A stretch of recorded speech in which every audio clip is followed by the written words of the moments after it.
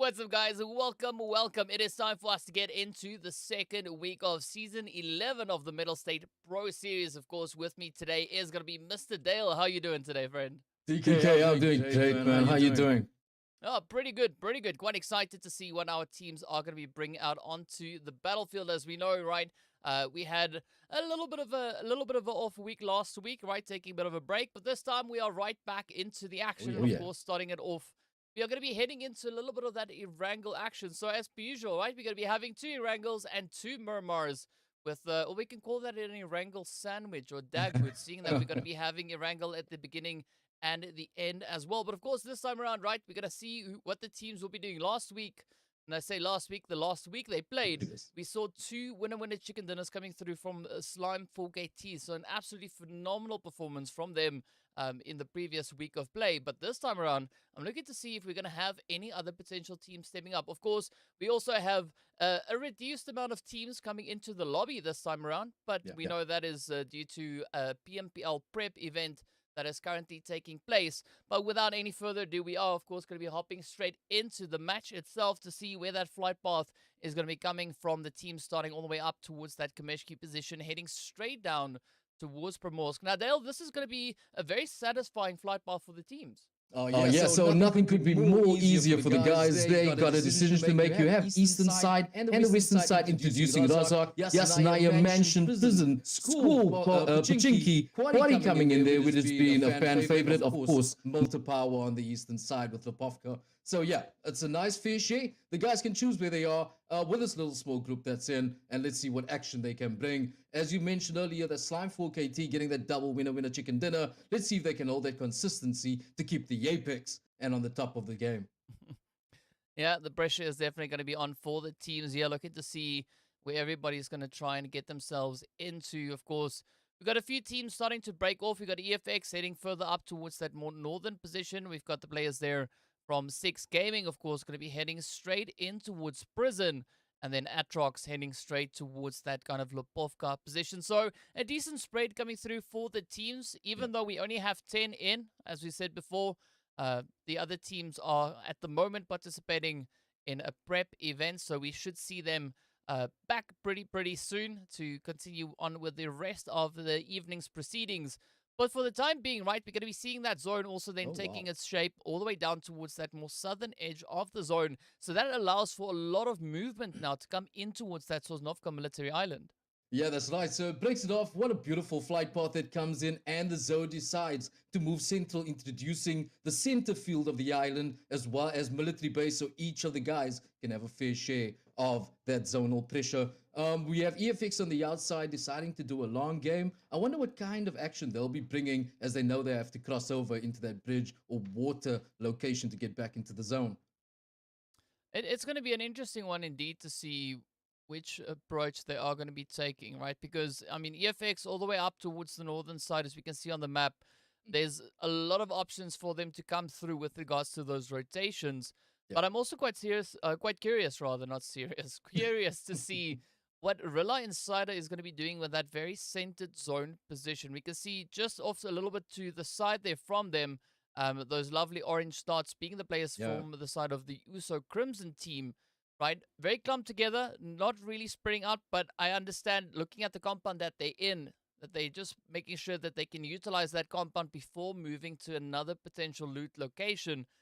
But the spread really allows for a lot of movement to come in, right? We can see a lot of teams still on those outlying regions with the remainder rather than being positioned within the zone. But all those prime positions, not all of them have been occupied just yet. There is still a few options for these teams should they try to explore a little bit of a different pathway as well. Yeah, that's right. So property is open for anyone to actually approach because of the number of teams that came in. So the options are open for everyone. INS is probably going to try and hold that position within the compound and see if there's any bridge battles, if they kept an eye on that flight path and any of the teams that moved over into the military area. So yeah, so it's looting special. Shops are open. Let's see what action they can bring as we're taking a look at team number 3 there being USO Crimson. Yeah, we do have Coco also relatively close and edge now, just playing on the edge of safety. instead of hopping into the car, trying to ride on the top. But of course, up comes those hits, now followed up through from Coco, as we saw them pulling up just a little bit further away. So Coco already being quick on the trigger. They're getting themselves into position. But this is quite a ranged assault that we saw come through here from Coco, right? Coco stepping up with that M249. Oh, yeah. It's not the easiest weapon to yield at such a distance, but still, they're going to try and come in. And especially now looking at that he's doing it with a red dot. Yeah, so with it, okay, so I'm not going to judge the strength of the weapon, but I know that you can control it, but from this distance, it could be a little bit difficult. I saw INS Coco separating himself from the rest of the team as he saw Uso Crimson not too far away, so trying to hold him at bay while the rest of his team holds that bridge before any one of the opponents comes through there. Well, only time will tell which way it is going to be going as the teams now continue to trying to rotate up, looking for a bit of an opening, a bit of a position to try and make here. But of course, as we know, right, there's still many places for them yet to go, many options to explore, and many positions to take occupation of. As we can see, the players here from Rila Insider, they're just going to be retreating back on towards that more centered position where they started. But they also seem to be focusing their efforts a little bit more on towards that western bridge. Now, that could be a good initial setup coming through for them, as we see the players from Gun position all the way over in towards that Primorsk area. So I'm not really expecting the teams to start clashing too early on, but hopefully a little bit later on, the opportunity will be there, because looking at the options as to where the zone could be shifting, I mean, it could be taking a bit of a swing over on towards the western side. It could be moving to the east. In fact, it could be moving up into either direction. So there's definitely a lot of options for these teams to try and consider. Yeah, that's right. So the zone has caught us many times off guard. We cannot predict it. It looks nice and central in there. It looks like a nice donut cut. And suddenly it just decides to switch. And that is what I like, is where it catches you by surprise, so that there can be a little bit of that unpredictability action, so the guys can move wherever they can. But INS normally tries to choose more central, and they wait for the second zone to try and do a shift. And they normally wait for the action to come to them. Yeah, and of course, well, they could have that by the bucket loads potentially, as we can see the players there from SIDEMEN also now starting to venture a little bit further in towards that more centered up position. We do see Trip on the front line, trying to get that first contact potentially established. As we can see Trip now just moving around, scanning the vicinity, looking for any potential angles to be holding. But there is Sleepy and Co now making their approach, pulling on forward. And this is where Trip really needs to try and wait for those reinforcements to come in now. I agree. So wait for the rest of the team to come in. But as we see, we might have one of our first and closest engagements against, Sincerity on the outside. So Trip doing a little bit of recon, probably communicated to the rest of the team. As soon as they come back, we'll see the action as it comes through. Sleepy possibly might have noticed Trip here on the outside. Yeah, I think so. There we go. First engagement, sending in that spray over to Sleepy. Nearly caught sleeping and sent back to the lobby pretty earlier. But we have Trip waiting on the rest of his squad to come in as they hold dead center in the zone just below Pochinki. Yep, speaking about dead center, it is going to be several other teams also now looking to find a viable position to pull in towards. We did see the players there from the side of Six Gaming also defending that prison position over towards the eastern side. But for now, it doesn't seem like Trip is really able to connect up most of those shots, as the players there from SIDEMEN have already started to progress a little bit further down into the safety of the compounds. But Hunter now finds a beautiful shot coming through with that Mosin right on towards Strip. Now, this is quite a hit to come through. I'm not surprised to see that really from the Mosin, because we know that is like a one-hit wonder, right? But Sleepy being so proactive now, seeing that Hunter got the knock in, up comes the rush, and this is going to be the opportunity for them now to try and continue the engagement. There we go. So it's one man down per team. You have INS Trips that is actually down right now. Sleepy, the two that was in early engagement. But this is the risk that can happen. Early push without the rest of the team, and you might find yourself get knocked, so you will put yourself and the rest of your team in the back foot. So INS needs to probably do a little bit of a rotation, try and find themselves behind this ridge, hold the ridge line for the rest of the team to hold in. Look at C. Trying to get that nade in for the rest of the squad. Yeah, it is going to be those nades getting cooked up, trying to reach all the way across. And this is our only point of contact, the only point of interest that we are seeing right now. The teams just starting to fire across at each other. It's going to be Zeke now looking to try and quickly rotate and potentially flank on through. But another hit of devastation is being dealt there as the players from SIDEMEN manages to reach on through. And it is going to be now quite a troubling play coming through for Rila Insider. Yes, they still have all 4 players in the game, but we've seen several knocks heading straight in towards their direction. Yeah, it's a knock-knock game, and these are the risks that can happen. As this engagement happened, you have other teams not too far away hearing the battle happening, and what could also happen is a third-party display. Let's hope INS doesn't find themselves in that situation as Strip was knocked for the second time, putting the team in a little bit of a contentious and risky battle. Maybe a little shift trying to move and get some range could actually work for them. You get some distance on this battle. Yeah, but it does seem like Rila Insider, they're definitely not going to be looking to invest too much time in this current position because they're starting to realize that it's not as advantageous as they initially thought it could be. Instead, it puts them in a very exposed kind of position here. As we can see now, Matrix starting to pull that vehicle a little bit further back into its safety. But unfortunately, the whole entire right side of the vehicle's tires had already been blown out. So, I mean, that's going to be a really slow move coming through there now from Rila Insider. Yeah, that's right, that's right. So this is exactly what I was talking about. Holding this position too long, it didn't work out the way they'd hoped. But yeah, so SIDEMEN holding it down pretty well. They found the compound and they're going to hold that together. See, there's teams that's not too far away who'll probably engage in a different battle, but Matrix does not want to find himself on the back foot and going out early into the lobby as we still have 10 teams remaining. Yeah, 10 teams remaining, as we can see, of course, on that map as well, right? The players from EFX also now getting into a little bit of an exchange, a little bit of a back and forth. But, you know, that's kind of the price that we see the teams paying, looking to try and step up and, you know, get themselves in those contentious positions. But, of course, speaking of which, we are going to be now hopping straight across over on towards that Potato Hill spot. As we can see, ATROX and EFX getting ready to take this engagement to the next level. Mercury keeping a very watchful eye on the position there of Shiver, not finding a clear line of sight, but definitely going to try and improve their line of sight. Of course, we see several engagements now starting to come on through. Rila Insider still continuing the fight here with SIDEMEN, and EFX trying to encircle the players now from ATROX. Yeah, so these guys has a lot of time on their hands, so distant engagement could be things that we're going to witness right now. Matrix trying to hold down, so we're not going to see a hard push. As you see Shiver on the other side, trying to make sure that the other squad is held in their position, do not move anywhere, as you have this vegetation and tree cover. And there's battles going on between Matrix. Matrix could be under pressure right now with the other team that might do a little bit of a rotation on him.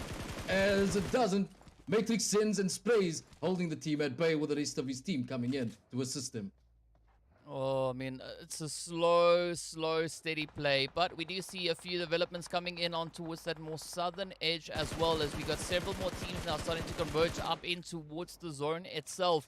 For the time being, it is still going to be the players here from Rila trying to keep up the pressure, trying to keep the stakes as high as they can muster them. But you can see Matrix now landing the beautiful hit on towards Sleepy. And of course, the players here from the side of Six Gaming also now taking a few swings all the way down on towards the Predators there. So some beautiful engagements now starting to break through. Oh yeah, so it's come to that time where the zone has come in, guys have shifted more central, running into each other, as we saw INS Sleepy going down, oh my bad, INS Trip down one more time and Sleepy as well. So the two of them from different squads not having a good thing, but Matrix is actually spraying, holding them as they are. So what an absolute hell down here by Matrix, showing him that the red pull was never the option.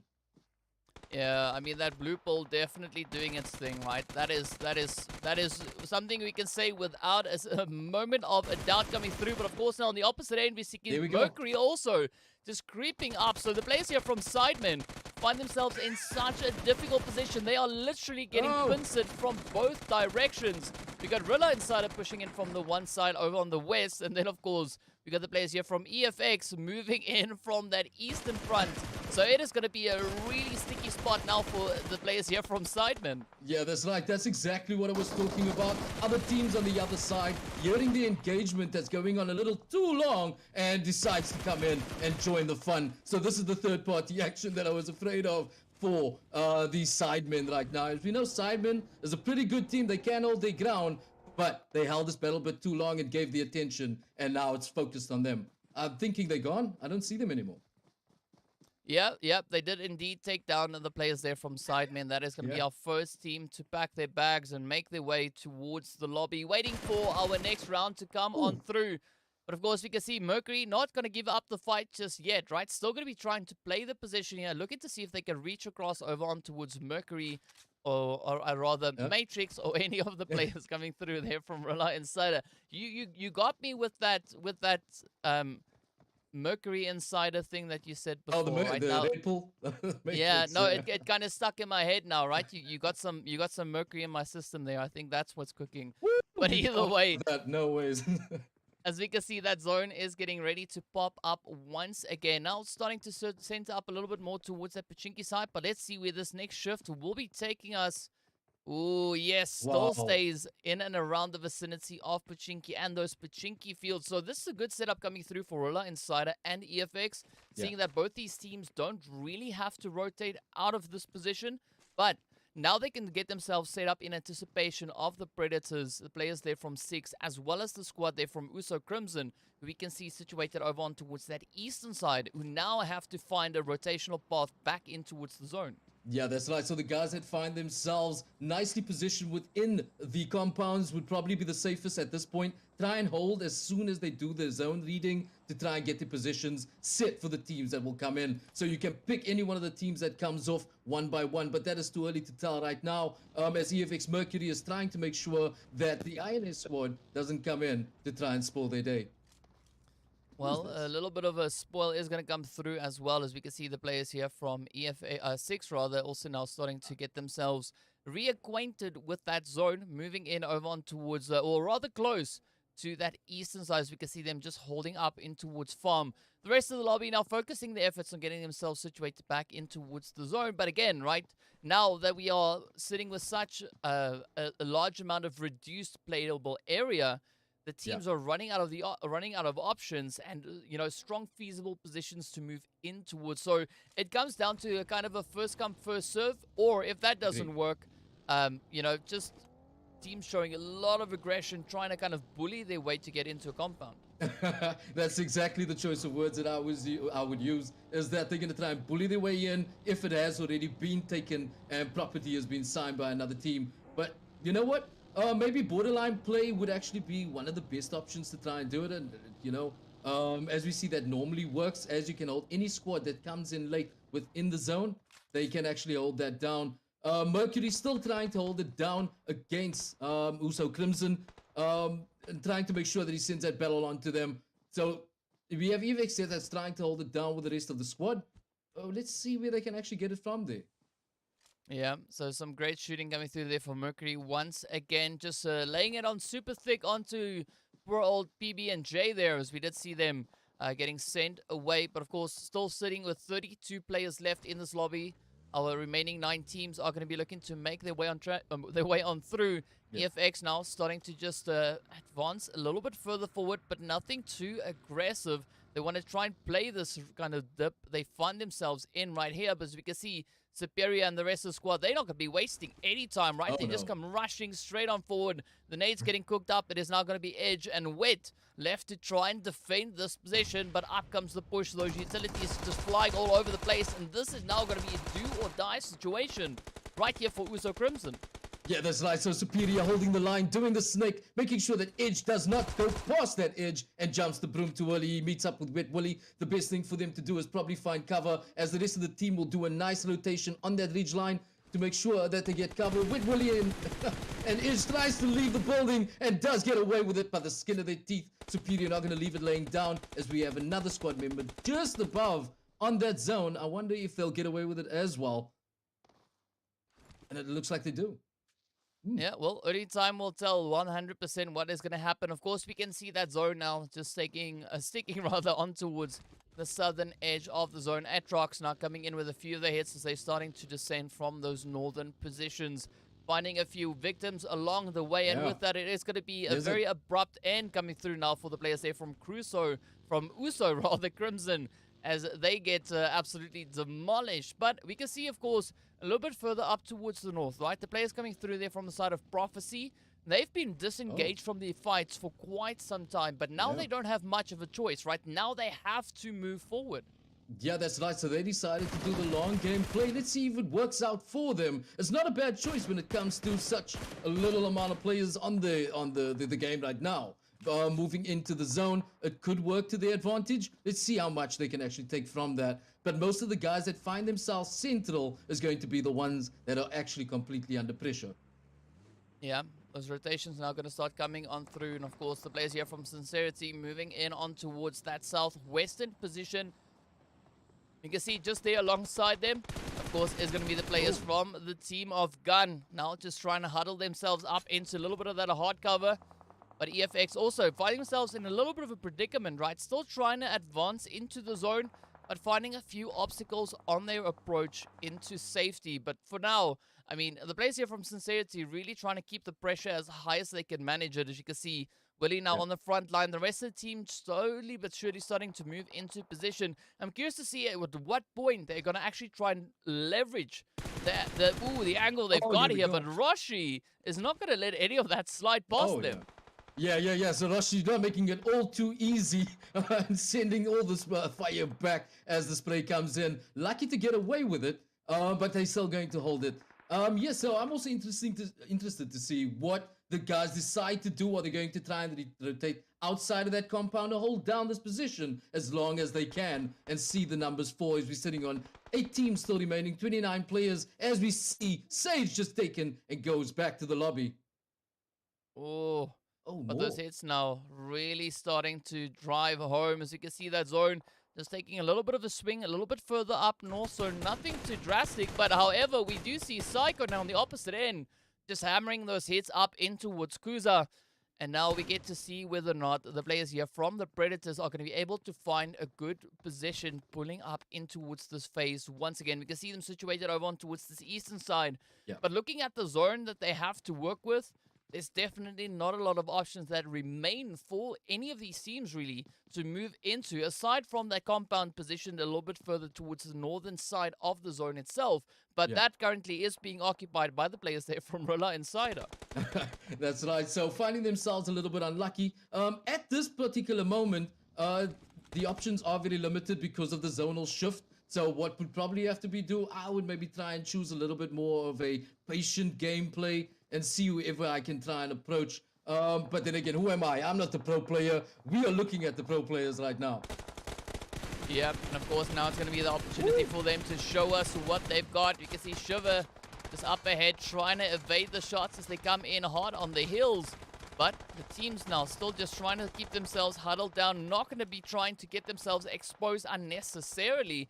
You see Gun trying to move on forward. It is going to be a beautiful hit coming through from Matrix, though.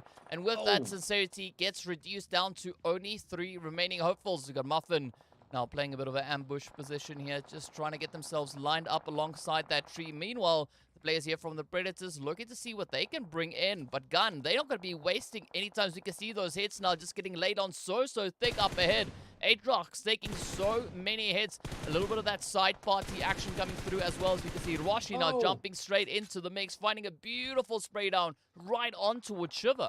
Yeah, ATROX finding themselves in an impossible position right now, being nearly defeated by the rest of the squads coming in as Roshi, who is normally aggressive, tries and lays down that smoke so he can hold down some cover. There's more action happening central as Lynx is also taking a bit of a knock. Shiver's in a lot of trouble. Whether his teammate will get to him in time is all to tell. Not entirely sure what's going to happen as the rest of the squads are trying to move in to this part of the level and game as Zone decides. Oh, it is going to be absolutely problematic for everyone concerned here. As you can see, EFX also trying to move in just up ahead of the players here from the Predators. That is also the players there from 6. But look at that. It is going to be Rio now just venturing out into the blue, getting fired upon as the shots connect. Miyagi lands a beautiful spray down on them.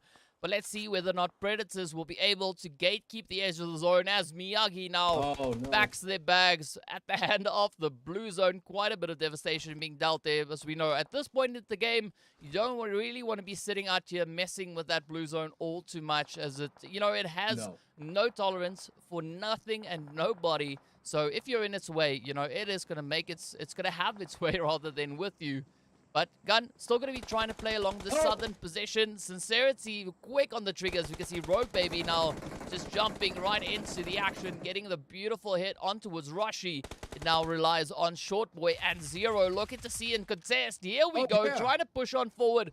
Beautiful spray down coming in from Short Boy. Now still we see Desire and Muffin positioned up ahead. Will this be the play now for Short Boy to pull off? Yeah, so Short Boy nearly and trying to get some cover, spraying in that to try and get his teammate out of trouble, making sure that he gets that revenge. This blue zone is like the Terminator, man. Don't want to stick around too long. Get yourself and your teammate out there and find a nice trying to get that cover at this part of the game. Because it has no mercy on anyone, and they're gonna find themselves surrounded by multiple teams with INS Strip doing some damage. Short Boy sent back to the lobby nice and early. We have Nico also spraying it out there to the other team who will not be moving from there, and all get sent back to the lobby at once. That's the fate. Not just any fate, pro fate. Well, and now it is Nico, the final player, standing between Rila Insider and a beautiful winner chicken dinner. Rila already on 12 eliminations. Nico sitting on 3 out of the collective 5 for the entire squad. But now up comes the rush as Rila Insider starts to move on forward. It's going to be Trip now leading that frontline assault. Up they come. Will this be the play? Oh, quick reaction coming through from Nico. That Mark 14 just ripping through them. Up comes Matrix, the next player up. Oh, but there we go. The blue pull that Matrix swallowed really working out in their favor as we saw such a beautiful clutch coming through there from them. I mean, that was such an entertaining performance. The Rila Insider really sticking to their guns and pushing it all the way through to the very finish. Yeah, that's right. So I have to hand it to Rila Insider and the rest of the team. I mean, look at that eliminations brilliantly. They were in the action nice and early of game number 1. They still held it down and still got away with a chicken dinner. Well, absolutely beautiful, beautiful plays. As we can see, of course, a really impressive amount of eliminations being brought in there as well. 13 eliminations in total. We got the players there from EFX taking that second position with 6 eliminations. We got the players then, of course, coming through from the side of Prophecy over in third, only finding 1. So thirst, I do think they're experiencing a little bit of thirst, right? In some dire need of, you know, some more eliminations. Gun, of course, going to be taking that 4th place with 2 eliminations to their name. Sincerity, surprisingly enough, only finding 1 as well. Yeah. You can see the players then from the Predators up in towards that 6th position. 4 eliminations to their name. We've got 6 Gaming taking 7th, also then walking away with 4. ATROX also on 4. Then we've got the players coming through from Uso Crimson up in 9th. And, of course, SIDEMEN are going to be our first team gets sent back into the lobby. Our MVP, rather, is going to be none other than EFX's Nico, who was able to find those 4 eliminations. We actually have quite a few players finishing on 4 eliminations, right? We've got Nico coming in with 4. We've got Matrix and Zeke all finishing on 4 eliminations. But unfortunately, right, or rather fortunately for Nico, the amount of damage that they were able to deal just surpassed the opposition. So what a great performance that was. Of course, it is going to be Matrix to pick up our Best Companion award. And there was also that final hit from Matrix to seal in that winner chicken dinner for Rila Insider. So what an absolutely beautiful start that is. Oh, yeah. I mean, it seems like the teams have had the opportunity to rest now, and they've really come back so much stronger moving into these performances that we are seeing coming through here from them today, even though we only had 10 teams, right? And I'm expecting that to change up as we have our other teams starting to join us a little bit later on as well. Yeah, was the only 10 teams. It didn't look like it. The action was hot. Game was fire. Guys brought it either way, and they made it look good. So what a nice and engaging game number 1 there was. It didn't even feel like there was 10 teams. They made sure that it made it look pro. So INS, I want to take my hat off to you. Thank you so much for that enjoying game. But yeah, so was it 10 teams? We'll see them rise, hopefully, as game number 2, 3, and 4 comes in. Well, there we go. Very, very entertaining start to the action here today. Of course, we are going to be taking a very quick break to get our second match ready. And next up, we are going to be heading straight over in towards Murmur for a little bit of that desert action. So be sure to stay tuned, and we'll see you guys right back after the break. Peace.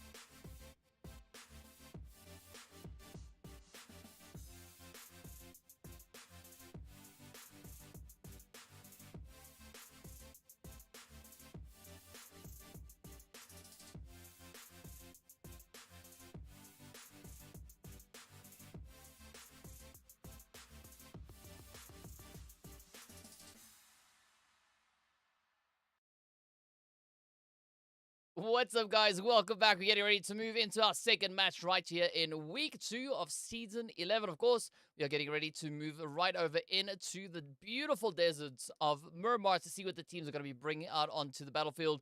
Of course, give us your predictions in the chat. Let us know, who do you think is going to be a team to walk away with that winner chicken dinner right here. We already saw a fantastic start coming in there from the players of Rila Insider. Really stepping it up to the challenge, right? Really kind of playing such a beautiful performance and also bring in those 13 eliminations. I mean, that was just so phenomenal to see that come through. But I'm curious to see, now that we've got more teams joining us in this lobby, what exactly it is that these teams are going to be doing now, because you know, they don't have that luxury anymore, Dale. They actually now need to ensure that they are performing the way that they are supposed to. Yeah, that's right. So it's all about consistency now. So you know that Miramar brings in a totally different terrain. It introduces different factors, heights, and obviously a little bit more open field. So getting in that loot, let's see if I and Strip can hold that down with the teams that is actually going to join now. Let's see if they can try and dominate the way they did in game number 1, getting chicken dinner and double figures. Let's see. It's all soon to tell. As the flight path comes over, DK moving all the way over to Ladriera, introducing Chumakera. Porto probably going to be introduced there by Gun on the other side, and Picardo, Lambidendetta, Minas Generalis. So, plane is open, but the entire northern section of the map totally out for grabs. It's out. Yeah, 100%. So it is a little bit of an impactful flight path, right? Sitting so far down towards that southern edge. But it doesn't seem like the teams are too phased by what they've been given with regards to that flight path. As you can see, Rila Insider, they're going to be pushing up north alongside the players there from USO Crimson, just approaching the Graveyard and that Minas Generales position. ATROX, meanwhile, they've dropped straight down in towards Impala, and as you pointed out, Gun, they were heading straight towards Puerto.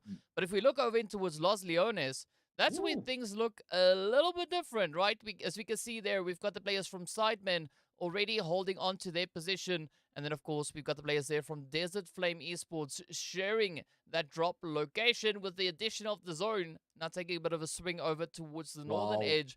Look at the west, though, all right? Also, beautiful convergence of teams moving into that region.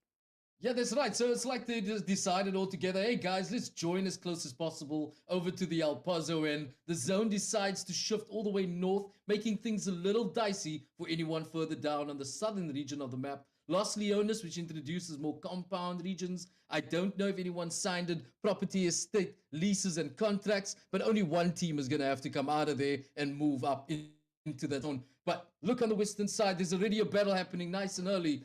I don't know who's going to get away. Is it multiple teams on Mount Nevo? It is going to be chaotic. That's what I can tell you from what we can see already happening right there. Of course, it is going to be Sincerity now being the first team to run into a little bit of a problem there as the engagements are starting to light on up. But of course, this is now the players just capitalizing on the fact that you know, no one really possesses any armor, any weapons, anything really to make a difference with. Unless, of course, it's a vehicle, right? You can obviously utilize that and just run your position over. But looking at the rotations coming through, I don't think that Lag is going to be able to find the remainder of Sincerity. Meanwhile, it is, however, going to be the players there from SIDEMEN and Deset Flame. Whoopsie, a little bit of a risky driving coming through here from A9Q. But as we can see, we do have a few more engagements coming through as they are now starting to feature up on that feed as well. That's right. So the guys just joined us, Lag being a team that wasn't in game number 1, as well as Deset Flame coming into the action, getting most of the SIDEMEN squad in a little bit of a pickle, if you can put it that way. But as we've seen for the past couple of weeks, Miramar has brought so much action into the play, they made it look like Sanok. You know, so bringing in the action, getting the loot, getting as many teams out of the gameplay as possible. We also see some guys from EFX also bringing in some early action here in game number 2. Yep, there's EFX focusing their efforts right onto the players there from the Predators. But looking at the position that we've got happening up in Los Leones, it does seem like Deset Flame and SIDEMEN are slowly starting to separate from each other. Meanwhile, it is going to be Rio now running up with that beautiful floating device, these floaty tubes there. I mean, I think that's wishful thinking coming into the desert with the floaty around your waist. I'm not quite sure where exactly you're going to swim, unless, of course, you push all the way towards that eastern edge or the southern edge. But aside from that, things are looking a little bit on the risky end, though. I mean, we do see EFX positioned right there alongside Rio, but Psycho and Steroids, they are so far away from Rio that I don't think, nope, they're definitely not going to be able to rescue Rio in time. That's right, Rio, sayonara, all the way back to the lobby nice and early. So yeah, bringing his floaty to a desert area, not really conducive. It doesn't help you in any way as he goes back early. Psycho, as we've seen in game number 1, can hold it down, but needs the rest of the team as they are two players down at this point in time. But he has his partner with him, Psycho. Hopefully they can meet up and try and get more of that loot. Try and improve a little bit on what they have at this moment at hand. Yeah, I mean, I think like the best map for floaty would probably be like Sanhok, right? Yes. Yeah. Because there's a lot more water to land ratio, right? The ratio is far more improved as, in comparisons. We can see the limited amount of water we have over on towards that southern edge of the map, right? But now for the time being, speaking about floaties, right? The teams are going to be floating around the zone, floating around the map, looking to see which positions they can find themselves into. Of course, the players here now from the side of the Predators, they're going to be heading in a more easterly direction, looking to see if they can find any locations to get a little bit of loot. But especially, ideally, I think they could be looking, that's a tree, they could be looking to find a vehicle or two to get themselves resituated back into towards the zone. Because if we look at the map, right, they have a relatively clear rotational path heading straight in towards Picado, for instance. So there's no obstructions along the way. True. So if they focus on getting that rotation sorted out now, they could actually be benefiting from that in the later stages. That's right, especially with a map like Miramar. You want to get your timing right because you do not want to find yourself in a contentious spot and make things a little harder for you to try and engage and move into it. But look at the rotation. Everything is up for grabs on the eastern and northeastern side of the map. There's nothing right there. So, the safest spot would probably be at that side. As you see, most of the other guys are on the west, the southwestern side of the map. There would be a lot of engagement that's happening there. But the thing is that you want to find yourself at distance in a map like Miramar, but close enough to the zone so you do not have zonal pressure. Yeah, definitely you want to try and stay ahead of the curve or the blue zone, whatever you want to call it. Yeah. We'll call it that. As the teams now continue to look for a bit of a rotational play to make here. I mean, like, I can respect what Psycho and Steroids are doing because this is exactly what I do on Miramar. So now I don't feel too odd for just running all over the place because I see them doing it too. Yeah. And like, they're also not the only people doing that, because if we look over on towards the players here from Sincerity, they're doing exactly the same, right? We got Willie and Desire having a lovely stroll out on the dunes. You can see Willie quite excited, giving us a beautiful hop, skip, and a jump every now and then, just making sure that everything is still working and in position. And, that's what you would kind of expect, right? The teams focusing on getting themselves situated instead of taking unnecessary engagement. Because that's it. Yep. With still 12 teams in the lobby, yes, it's not the craziest amount of teams, but still, like, it is a difficult play to make, looking at the caliber of teams that you are going up against, right? So now with the addition of the players from Lag and, of course, the squad there from Deset Flame stepping into this match, you need to be that extra little bit more cautious, right? You can't really afford to waste any opportunities. That's right, because, look, I'm sure most of the guys know, look at the amount of teams, but this is where you can get caught off guard extremely easily if you're not on your toes. Because as you see, there's very little engagement. There's not much action or shooting happening. So you need to know where to find yourself in prime position, so you're not going to find yourself on the back foot getting into that engagement at this part of the game. I mean, the zone is still pretty huge with a lot to play for. Now it's all about getting yourself settled in the best spot as the game continues. Yeah, and you got to be preemptive with those decisions, right? You got to be proactive, get yourself ahead in anticipation of where you could be expecting teams to potentially be rotating from. And that is what we're starting to see on the map now. The team's starting to venture a little bit further up in towards the zone. Also partially due to the fact that they've only now found vehicles, right? We know on Miramar, it's sometimes quite challenging to find vehicles if you dropped into a location where that's not necessarily an option. But, the team's still looking to make the most of what they've been dealt. And as we can see, Coco and team now just making their way through Hacienda del Patron, I believe. Well, they're close to it. Not exactly there just yet. But they're somewhere near there. As we can see, the beautiful San Martin just a little bit further off to that edge. Of course, it is going to be the players here from Predators now just gaining their entry point in towards the zone itself, coming in from that southwestern position. And they are going to be heading just up alongside Picardo, looking to push a little bit further in towards that zone. Maybe potentially even pulling towards Hacienda del Patron, or maybe even that water treatment setup. Ooh, yeah, water treatment setup. That would make things interesting. Because you can see multiple teams coming in if you get yourself settled and suited as they come in with the approaches and rotations. So yeah, water treatment can make things a little bit interesting. Let's see where the zone basically pushes. Did it go north? Yes, it did. Yeah. Okay, so yeah, water treatment would be more or less central for most of the guys that's coming in later in the zone. But yeah, it would make it interesting. Yeah, but a good position, as we can see, of course, also now being occupied there by the players from Rila Insider. Those hillsides just north of San Martin, close to the cigar there. I mean, that also allows a beautiful vantage point to be played. But as we can see, the rest of the teams, no one really being positioned up towards the north. The only team currently in the zone, aside from Rila Insider, is going to be the players there from Uso Crimson.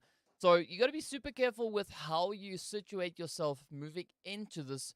But of course, we do have a bit of an engagement coming through on towards that southern edge as the players there from Deset Flame and EFX now start exchanging. Ooh, a little bit of a back and forth with each other. Nico, I think Control-Alt yeeted right there. I mean, not getting taken down exactly, but we did see Mercury now getting sent away. So with that, it is down to Superior and Nico. And I think Superior could potentially be waiting now for Nico to come back. I do think he's a bit AFK. Not quite sure what happened there. But, I mean, Blue Zone is one of the worst places to be AFK. Yeah, no. This is not the best place. I hope load shedding never hasn't got a hand in this whole thing. Because that's not the way to do it right now. Nico, shame. Superior trying to get as much heal on as we see that one of the new teams that just joined us is Deset Flame, Buden, and Flacco doing a lot of damage to any team coming in over that ridge line. So, but yeah, it's up to EFX to try and decide if they can try and pull a little bit more further to their western side and try and get into more clearer, out of danger kind of rotation. Oh, look at Nico, still standing there. Only time will, of course, tell which way it is going to be going. I mean, well, I was just taking a quick look over on towards our lovely friend Edge here. I almost thought for a second that that was the AMR that he was holding. Oh. Right?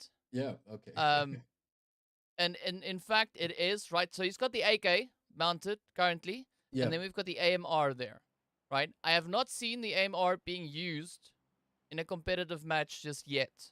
All right, so that's you so and me I'm both. hoping that Edge shows us what that 50 cal can do, because, you know, we've been talking about this. We've tried this out, you know, doing our own exploration on the devastation that can be dealt with the AMR, but we are yet to see that actually being used against other players. And of course, we did see now Superior just helping Nico along. Nico was not going to be able to come, was not coming back anytime soon, but now look at Edge, right? Come on, show us that AMR head. I want to see that one-shot headshot. Come on, show us what you got. I wonder if Edge has had any practice with the weapon itself, and you know, hopefully they can try and keep him clear. I would love to get a highlight reel on the AMR being used in and on a competitive level, but I've seen the damage that this thing can do. It's scary. You can basically wipe out the entire lobby if you find yourself in the right position. Yeah, I mean, I'm pretty much of the opinion, if you know, if someone in the lobby in the feed shows up with the AMR next to their name, that's going to be it, right? That's me right there saying good night, goodbye, thank you so much, I'm leaving. But, you know, there's a reason why I'm not a competitive player, right? Because that's definitely not the approach to be taking. But, no, that was the edge of the roof. Oh, I mean, such a close play. I don't want to leave Edge just yet, right? But we do see the players here from Rila now also just ripping up into lag as A9Q now has been knocked on down. We've got Fantasy also just up ahead, not looking too great either. With that, it is going to be Cacao getting hit by Coco. So a little bit of that CNC action coming through now. But let's see whether or not it is going to be the players here from Rila to clutch it out against the teams position down south. But look at the setup coming in for Edge, though. I mean, we've got Gun and the players there from 6 position up ahead, so Edge can literally take his pick. Yeah, that's right. It's looking good right now for Edge. Taking his time, biding his position, and trying to get... Oh, and he doesn't take the shot on Roshi, but probably best in timing. He's probably going to wait for that opportune moment to take it. But this is the weapon to have on this map. So you can take full advantage, but Edge biding his time. And I wanted to say, Lag, welcome to Season 11, man. They just kind of almost got demolished as things goes in, with Rila Insider showing why they're sitting in tops right now. Oh, yeah, we can see the devastation now being dealt on the map there. Of course, that zone taking a swing further up north. Come on, Edge, take the next shot. Come on, you're getting so close. Come on, we got people dying all over the place. No, he misses the shot. No, Come Edge. on, Edge. You're holding us on edge here. I got no nails left. Come on, you gotta get it done. Quick. Do it. Bam! There we go. Oh. One shot knockout. Thank you. It only took us 5 minutes, but we got it. We got it on camera. Now I can retire. I'm so happy today. The question, was that a level 3 helmet because he got knocked, right? It doesn't matter, right? Level 1, level 2, level 3, pick a number, it ain't gonna stop that bullet. I mean, Matrix also now finding a few different bullets, but not the same kind. At least his armor will be able to put a stop to some of those. But yeah, it's definitely going to be a little bit of a risky play. We've got Edge going at it once again. I'm sorry, I'm just going to keep watching Edge because he's the only player that I've seen so far with the AMR weapon. I want to see that thing being yielded. I want to see it just like getting swung around and causing devastation. And there could be a second one coming down right now, so we can see another drop about to touch down. So, I mean... The AMR fight, that could be quite exciting to see. I don't think it's going to last too long, but it could be quite exciting, of course. Matrix now just trying to ward off the players there from Sincerity who are trying to breach up into this building. Oh, beautiful. Nate getting sent out, though. Muffin running straight into that one. And now it is up to Desire and Willie to see if they can maybe piece something together here, as it is going to be a really difficult play. But let's jump over on towards Matrix's Edge now. Has left the weapon and changed over to a Car 98. I'm so disappointed. But either which way, of course, now we can get straight back into the action, as it is going to be Matrix now 1v2ing it against the players here from Sincerity. This is quite a bold move being made.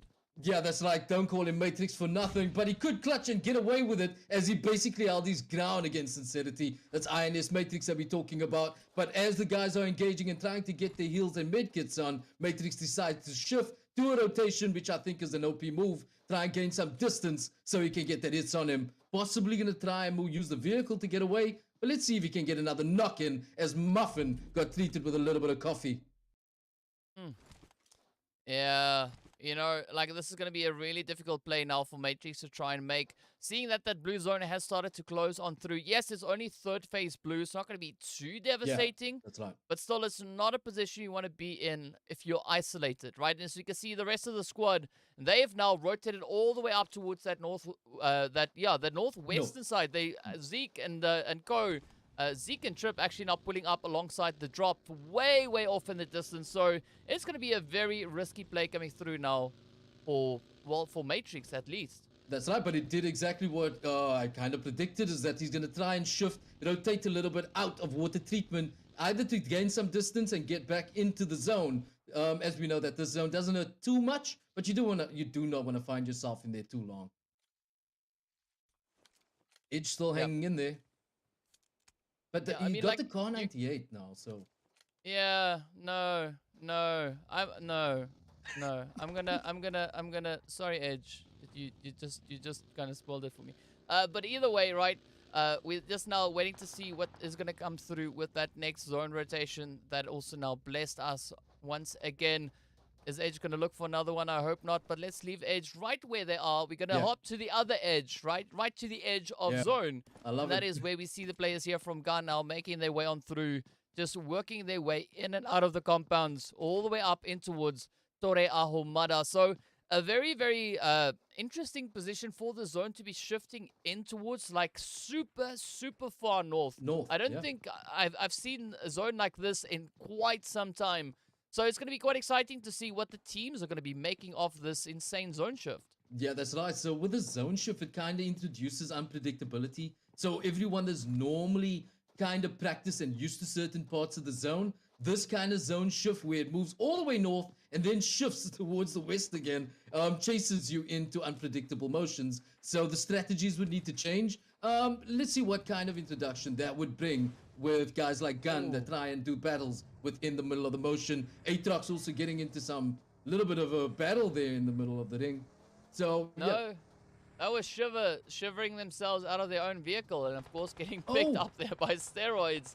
So I'm not quite sure if that was maybe a sacrificial play coming through there. Not quite sure what the point or the extent of that was, but either which way, you know, like something happened, shots were fired, vehicles ran over people, and you know that's kind of what it is.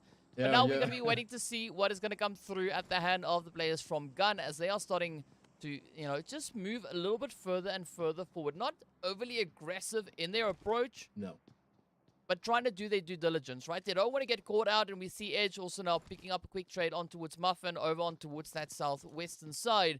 But the next phase is just a few mere moments away from popping, and it stays over onto the west, actually moving right over towards Profits, or Prophecy rather. Yeah. But now, look at this. It is going to be Gun just trying to keep their wits about them as they scope around, looking to see if they can find a decent angle to hold for the time being.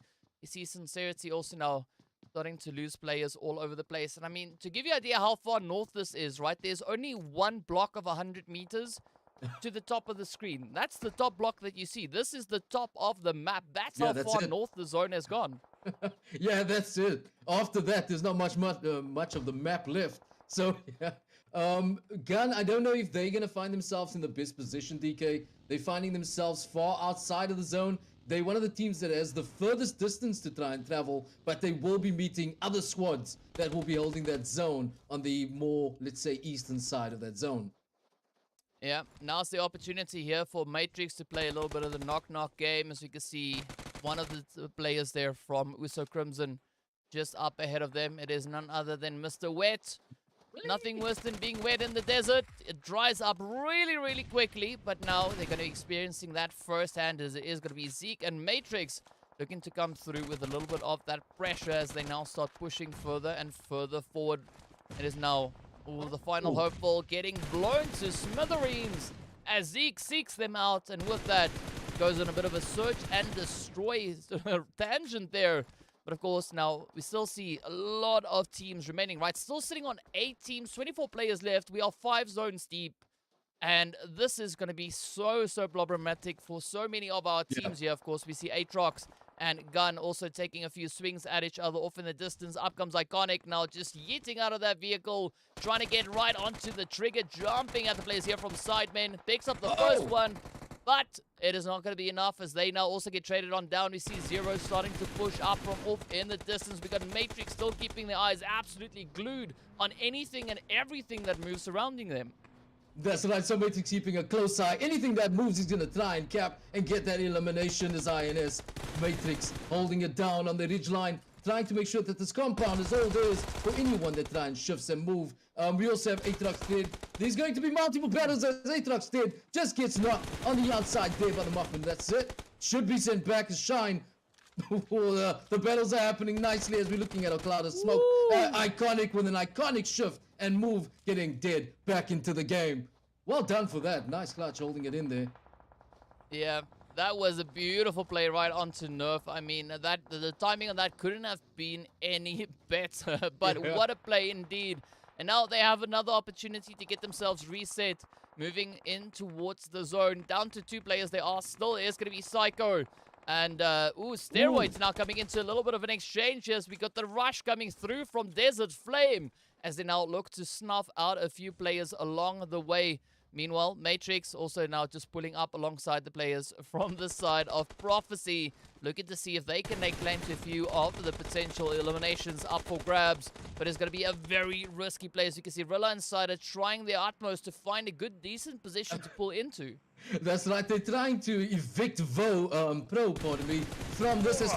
Gets sent a message right there from Matrix. They can try and get them out of the zone so they can hold this part of the zone and own it as the teams come in. With 4 teams still remaining, 12 players still alive.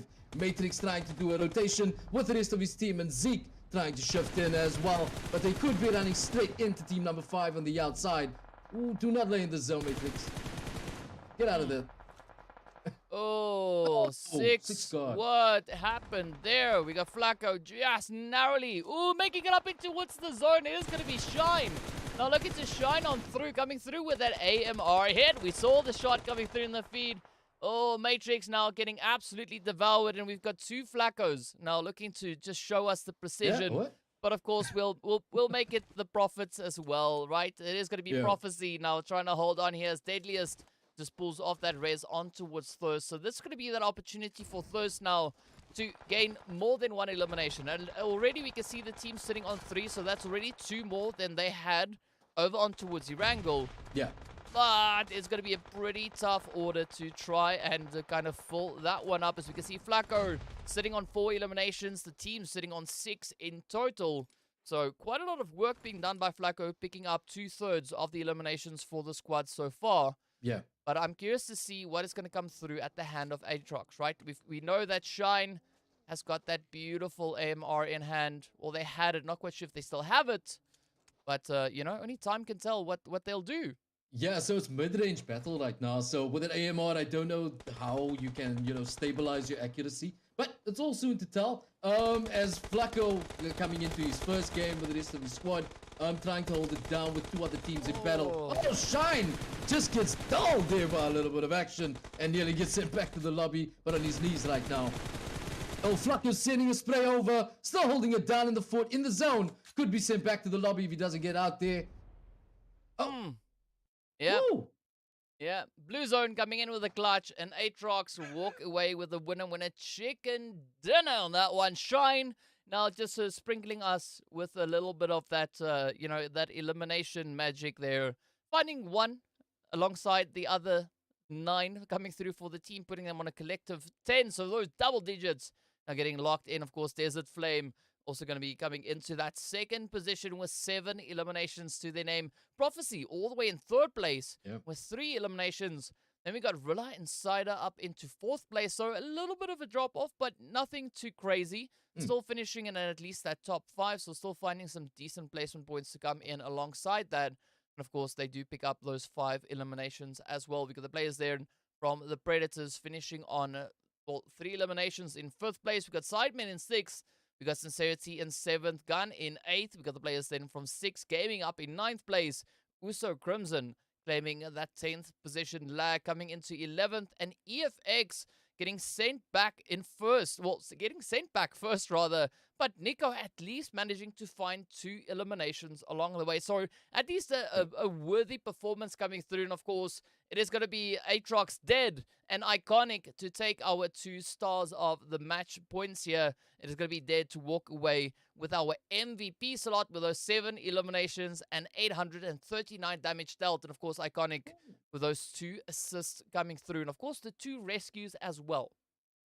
Yeah, so coming in there as Medic is Iconic, but Dead going all out, not holding back in the action, bringing out that 7 eliminations, being the MVP, so causing a lot of damage as the game goes along. So making game number 2 looking just as fire and just the way that I like it. And it was Flame coming in there in 2nd position with their first game. Flacco doing his best, coming out there with those eliminations, getting at least 5 of them and making it look good. Yeah, it's a really, really satisfying performance indeed coming through from the teams here. But of course, you know, next up we are going to be heading right back into the desert, right? As if 1 wasn't enough, we are going to be coming back for a 2nd round to see what the teams are going to be doing as they step right back on towards Murmur to show us even more of the crazy sniper action. And hopefully we could see even more AMR action coming through. So already we did see a few of those hits coming in, but, you know, we want more. So Shine had a bit of action. And, yeah, I want to see more AMR action definitely coming in. As we know, right, that weapon is absolutely devastating. But I think, you know, like, the odds of finding it is not really that high. I think that's also partially to blame as to why we're not seeing it being utilized too often. But I got to say, definitely, if you find it, you know, go to town. Yeah, Just, go to just, town, man. just go swinging, right? Anything that moves, don't even wait. Just shoot. Just go brah, you know? Because we saw Edge showing us the trigger discipline, but with the AMR, who needs to have trigger discipline? I mean, you've got 5 shots. Just Yeah, go. have fun with it. Yeah, have fun with it. I was hoping to see Edge at least pull in some action, but he was playing the waiting and patient game. But come on, probably his first time, so no judgment from my side. But thank you for at least showing that the gun actually exists within the game and introducing it on a competition level for us. Yeah, well, there we go. And of course, that only means that we are going to be hopping into a very quick break while we get our next match locked and ready to roll. So be sure not to go anywhere. We'll see you guys right back after the break.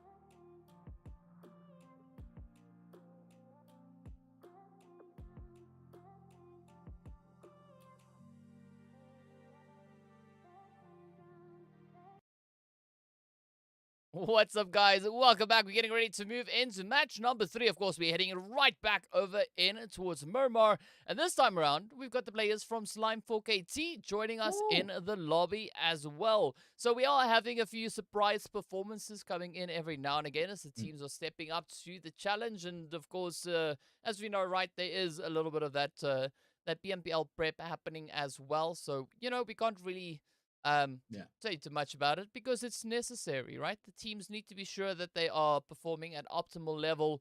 And of course, in the meantime, speaking about optimal level, we are going to be looking at the optimal flight path for these teams to be taking as they now step out onto the battlefield. Of course, it is going to be starting all the way up in towards that Pozo position, relatively close to Trailer Park. Ooh. And of course, heading all the way across over Los Leones up in towards Puerto. So a really interesting flight path indeed for these teams now to just kind of spread their wings and get themselves situated. Yeah, so the flight path has been fairly grateful this evening. So yeah, so going all the way over to Porto, so making the options available for all the players. But like I said in game number 2, with the teams that are coming in a little later because of the prep, it would do a change up. Look, INS coming into 4th position, so losing, not getting a chicken dinner in game number 2. We have Slime that's joining us, so they're going to make things slightly interesting, let's hope, in game number 3. Yeah, Slimy with a chance of thunder showers, right? That's what we're going for. With a side order of a bit of chaos. Never say no to any of that. I wouldn't say no. Yeah. But as we can see, the team's still just moving themselves out into position. You can see Slime heading relatively close towards that La Cobreria position, which is kind of the norm for them. Yeah. Also, then over on towards the western side, it is going to be the players there from 6 Gaming, finding themselves in very close proximity to Sincerity. We see Muffin also just up ahead there of Sage. So also a few shots now getting fired across. The rest of the teams relatively well spread out. Aside from the slight bit of congestion we got in towards that more central region. But aside from that, there's not really much else to be too worried or too concerned about. So for the time being, we are going to be hopping right here on towards Sage or Sage, whichever way you want to call it. But, here we are. Is it? No. Because we got Kage, right? Yeah. Which is, like, if you read it quickly, it says cage. Cage. But it's not, right? So it's Kage and Sage, even though there's only 1 letter difference between the two. Yeah, but I've always loved the way the guys choose the IG. They always makes it interesting. But let's go with Sage. Pardon me. You see, you got me this time. But I think with 6, they had the same idea with Sin on the other side, trying to engage within this property area to try and get some early loot. But they're gonna find themselves possibly in a nice and early engagement here at game number 3, Miramar. Yeah, I would definitely speak to my real estate agent if I was one of them, because something clearly went wrong right there. As both these teams find themselves in pretty close proximity. Sage now just gonna be sitting there with the Tommy gun and the Uzi ready, waiting to see what Muffin is going to be doing and whether or not Muffin is going to dare venture out of that building. Muffin, meanwhile, will be dropping down, giving us a few push-ups. We got Rogue Baby also then on the opposite end. Yeah. So this could be a bit of a pincer coming through at the hand of Sincerity. But let's see how this one unfolds. As we got Lynx now also pulling up into the fight here, trying to bring in a little bit of that support over towards Sage. So, now for this point in time, it is at least a even battlefield for both these teams, right? A 2v2, so it's, nothing too risky just yet. Yeah, all that can change within a couple of minutes or a couple of seconds if it's PUBG that we're talking about, So anything can change and it can make all the difference as Muffin is trying to do a more patient kind of approach, probably communicating with his team member on the other side, Rogue Baby. So it could work in their favor until another team member kind of distorts this for them. Yeah, so we love distortion, right? We want to see distortion, disruptions, any other that you can think of. We want to see all of that comes through. Yes, like everything. Yeah. Distortion, disruption, devastation. Pick a letter, whatever word you can come up then. That's the one we're looking for. That's the one we're looking to see what the teams can bring. But of course now, here we go. Speaking about what the teams can bring, Muffin in a little bit of a troubling position here, as we can see several players now just held up in the vicinity, and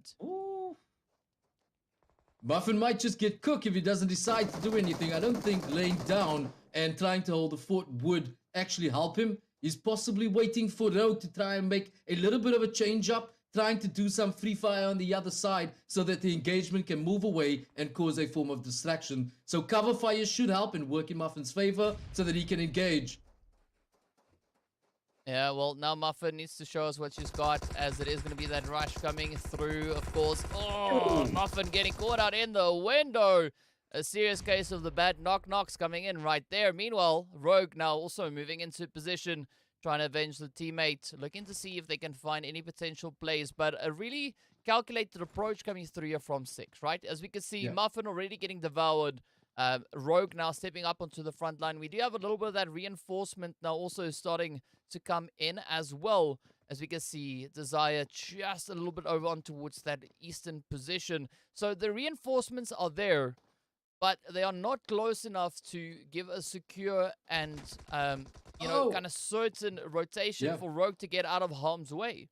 Yeah, so Rogue getting in a little bit of a kind of a battle there, trying to shift and get closer to his teammate so that he at least stands a chance in this little bit of a battle. Look at that rotation, splitting more wide, trying to open up and decrease the options Rogue Baby has for themselves. It's going to be a tough one. Definitely going to be a tough one. We got to see Mr. Miyagi also now keeping a very watchful eye there on Desire. Looking to show us the wax on, wax off maneuver here. Just moving back and forth. The balance, the concentration now being shown. Now it is going to be Miyagi waiting with that Mini 14 for any part of Desire to just show itself from behind that tree so they can take a swing at it and maybe get a bit of a knock in towards that. I mean, one thing that you'll learn from PUBG is that you definitely can't play hide and seek with a backpack on. Yeah, it doesn't work. It doesn't work. Normally at certain stages of the play is when you remove your backpack. But it doesn't really work for you in this favor.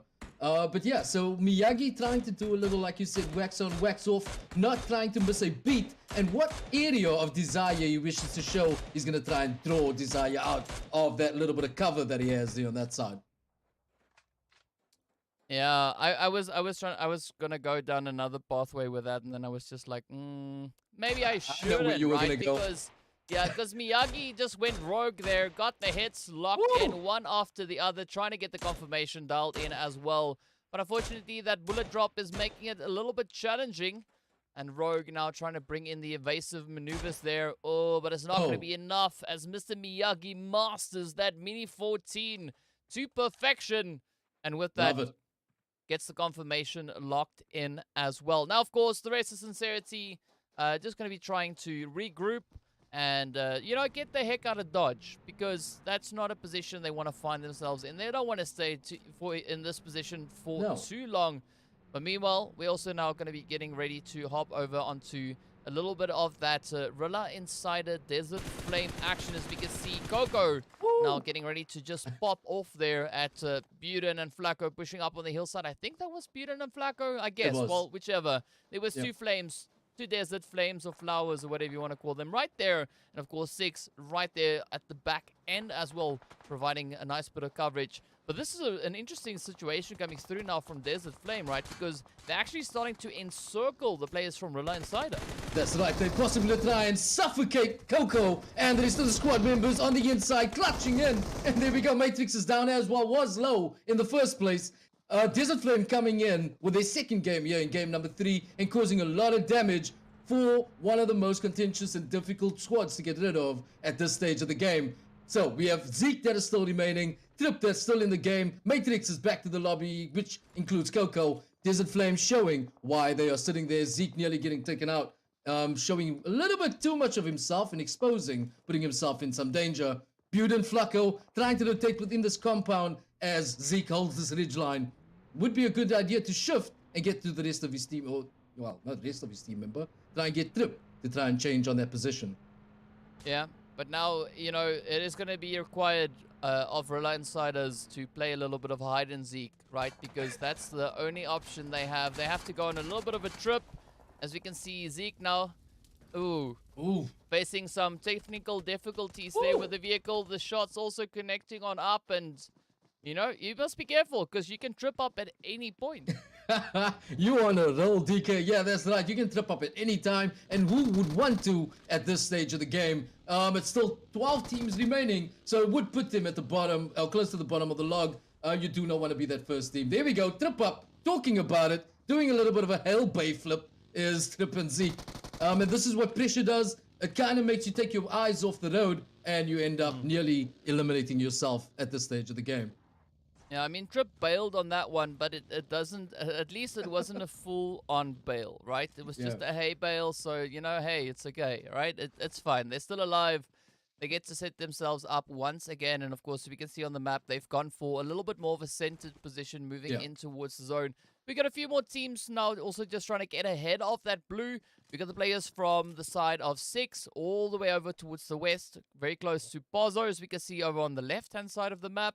Then we got the players there from Prophecy approaching that power grid position. We got the Predators now on a bit of a patrol, moving in from that southern edge. We got Steroids already well established up ahead. Then, of course, Sidemen as well as Gun coming in from that southeastern side with ATROX pulling in from the east. EFX right there alongside them. So it is going to be quite the hot debate between these teams once they really start getting up close and personal. Well, if we haven't learned anything from now, is the guys that find themselves very early in the central part of the map within the zone, they normally don't, because they find themselves in battles surrounded by every one of the teams that comes in a little later. You'd think that would be more of an advantage, but it hasn't proven as one up until this point. Zeke and INS, yes, they were in a battle. They're trying to make the best they can at the opportunities that they have. Pulling safety would probably be the best thing. EFX trying to get rid of Shiver in the open as they do a little bit of a drive-by, and Sully just gets taken down and knocked. The rest of the team is under pressure with ATROX on the outside, who can do a lot of damage. Oh, Superior with a little bit of a clutch and drop, doing the drop on the squad member. So, holding the fort here is EFX. Mercury trying to get back into the game. Dead putting himself. Look at that. That's distraction tactics to its best being displayed, but not working out for Dead at all. Yeah, I mean, that was almost a dead center spot coming through right there, but now it is going to be up to Shiver to try and shake things up a little bit. Down to the final hopeful now. Instead, are going to be looking to disengage from those fights and find a bit more of a secure position to roll up in towards. As we can, of course, see we got the players there from Rila Insider just positioned up towards that northern edge, holding onto the buildings, the compounds. Yeah. But there's not a lot of options left, unless, of course, you pull up in towards Hacienda del Patron, right? And this is going to be a beautiful place, at least now for Shiver to move into. As we can see, they've got the entirety of Hacienda del Patron, even the Golden Dorado. I mean, what more would you want? That's right. It comes fully stocked, fully loaded, all the way comfort line, baby. But this is one of the compounds with the best protection. Maybe unfortunate that Shiver's all alone, but I wouldn't put him out of the game just yet, as he finds himself in one of the safest compounds in Hacienda. Oh, there we go. Gun sending some fun over to the EFX Superior, who just came out of a battle and will be shifting over into a new one. Let's see what kind of action would come out of this. Maybe trying to rotate a little bit more to your left would try and help with the rest of the team, doing a little bit more of a rotation closer in and put them under pressure would be EFX. It could be a potential play to make here, but as you can see, right, we got 2JZ right on the front line with Zero and Short Boy a little bit further down towards the south. But right behind them, we see the players from the Sidemen also starting to creep a little bit closer. So Gun really can't move out too much. They can't really, you know, focus on too much of an expansive performance here. Because they are limited with the other team situated in and around their current position.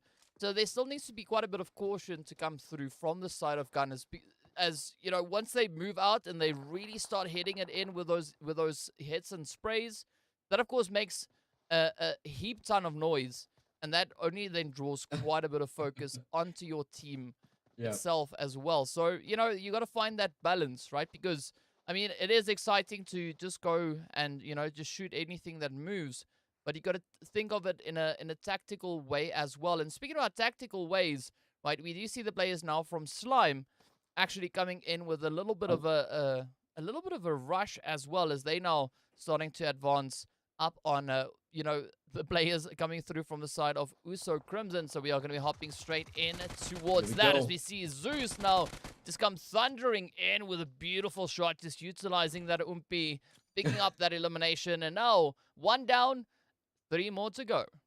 Yeah, so they've been, this is their first game, right?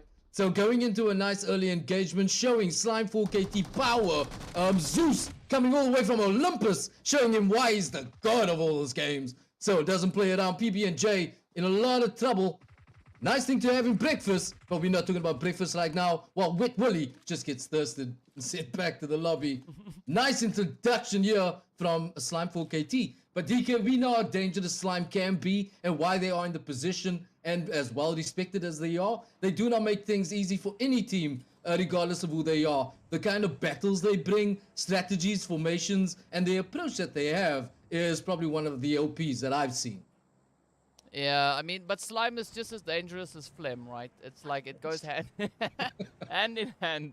So if Slime ever wanted to rename themselves, I would go for Flem because, Flem. I mean, yeah, they would just you know, like crack up quite a lot of people. I think I have a new team name coming up right now. So it's just named the Flem. Yeah, the Flemishers. Oh, here we go. Yeah. There's no medicine for what I've got. But either which way, right? We are going to be looking at what the teams have at hand. Slime having a really good performance so far. Sitting on those 4 eliminations. We can see, yes, they've lost Bronto along the way. But that's not going to be altering their advances whatsoever. Meanwhile, we do see a few more rotations now starting to come on through. It is going to be the players here from SIDEMEN who will now have a few unwanted visitors pulling up towards them. As you can see, EFX now just on the rise. And it's going to be Mercury, Pyro, and Superior looking to bring in a little bit of that disruption. Oh! But nice. Nerf Me says, oh no! And gets a beautiful bit of lead up into Mercury. That's right, EFX always in the engagements right now. We have SIDEMEN Nerf Me finally coming into the feed, sending a message saying that I'm about to nerf. And look at this, EFX in the spot of bother with, oh man, Nerf Me trying to end Mercury, sending the most powerful element on the element table back to the lobby. Yeah, that's just the way it works, right? And we did see a few of those stray hits coming in there from Shiva as well, but now it is going to be Sudi to get sent back. Psycho picks up that hit on towards Superior. So a beautiful run coming through here for SIDEMEN.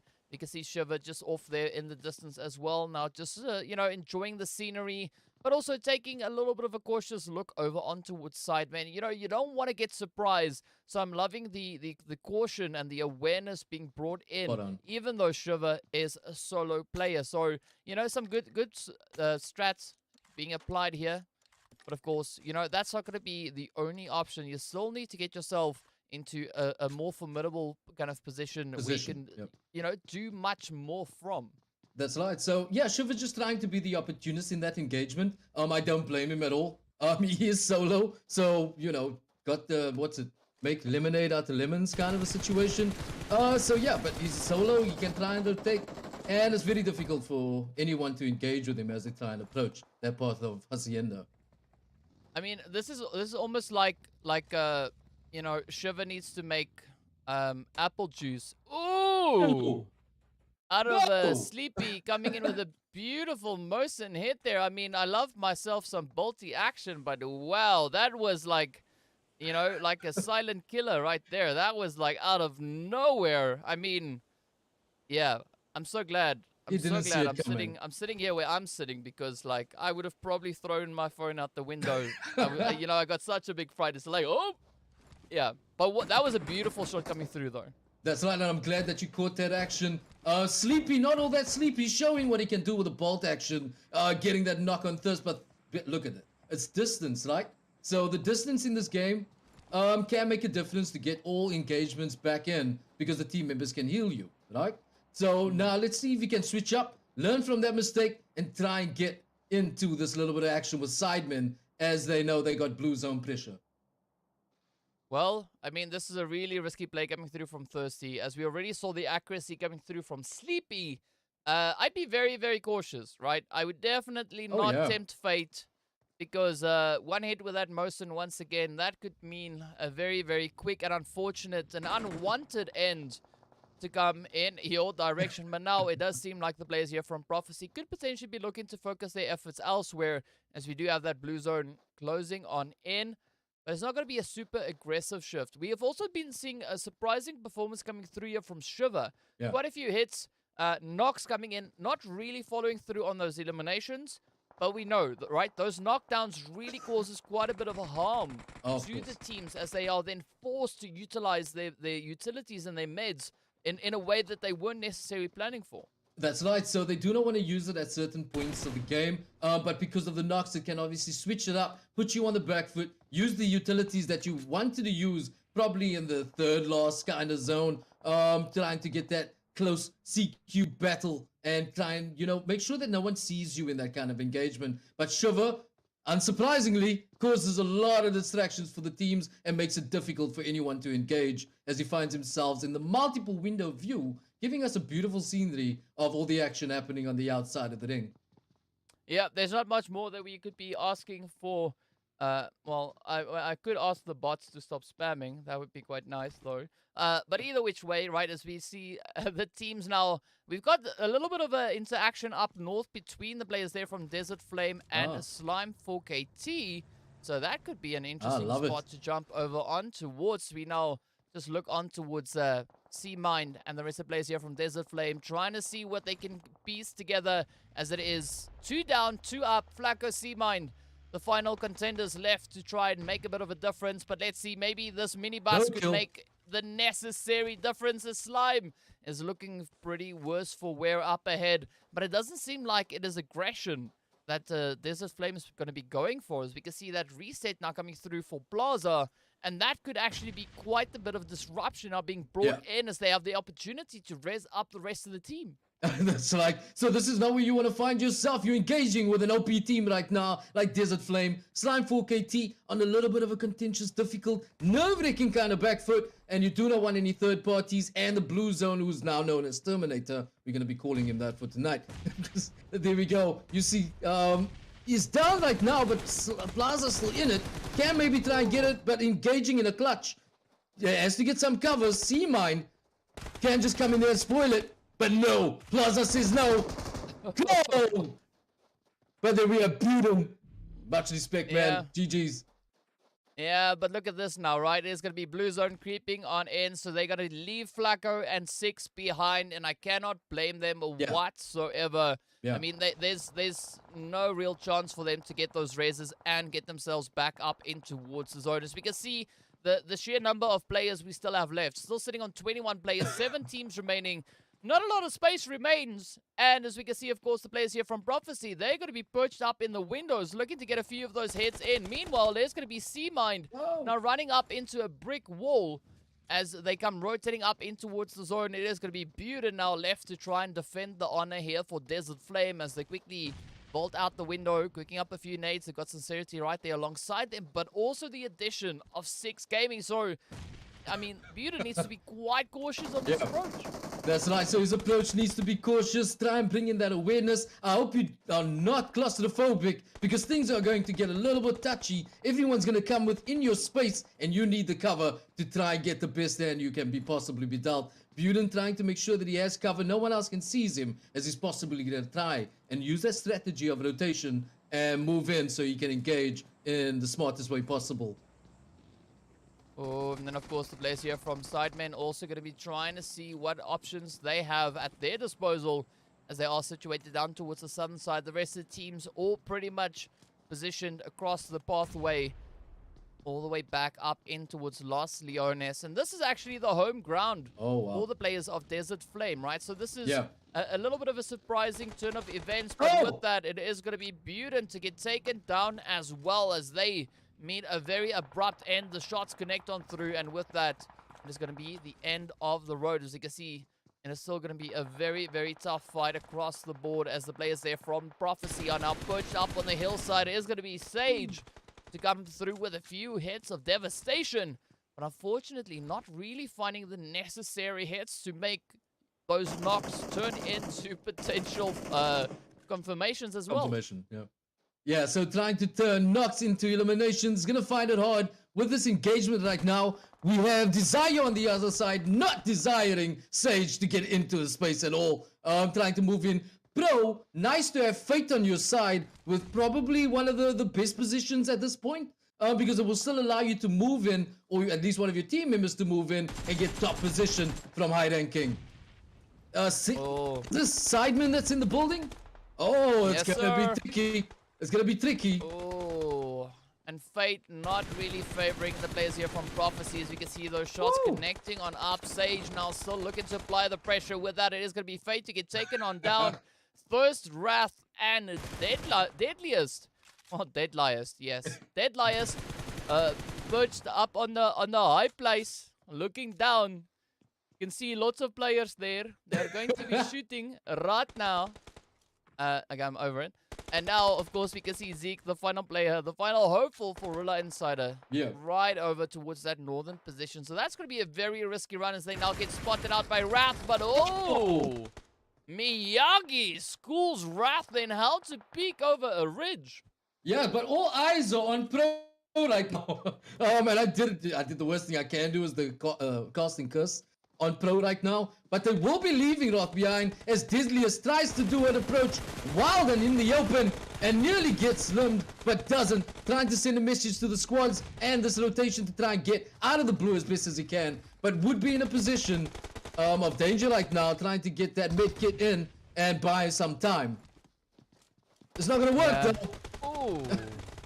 Yeah, no, it's definitely not going to work as we can see Sage and Miyagi, both of the devastators coming through here for the side of 6.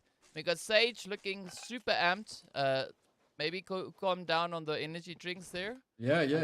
Come on. He was a little bit buzzy. But either way, right, see, the players here from Sidemen also looking pretty great. Still rocking a full squad. So 6 on 3, Sidemen on 4. Sidemen sitting on 7 eliminations. The players from 6 sitting on 6 eliminations. Nice. So they're really staying true to their name.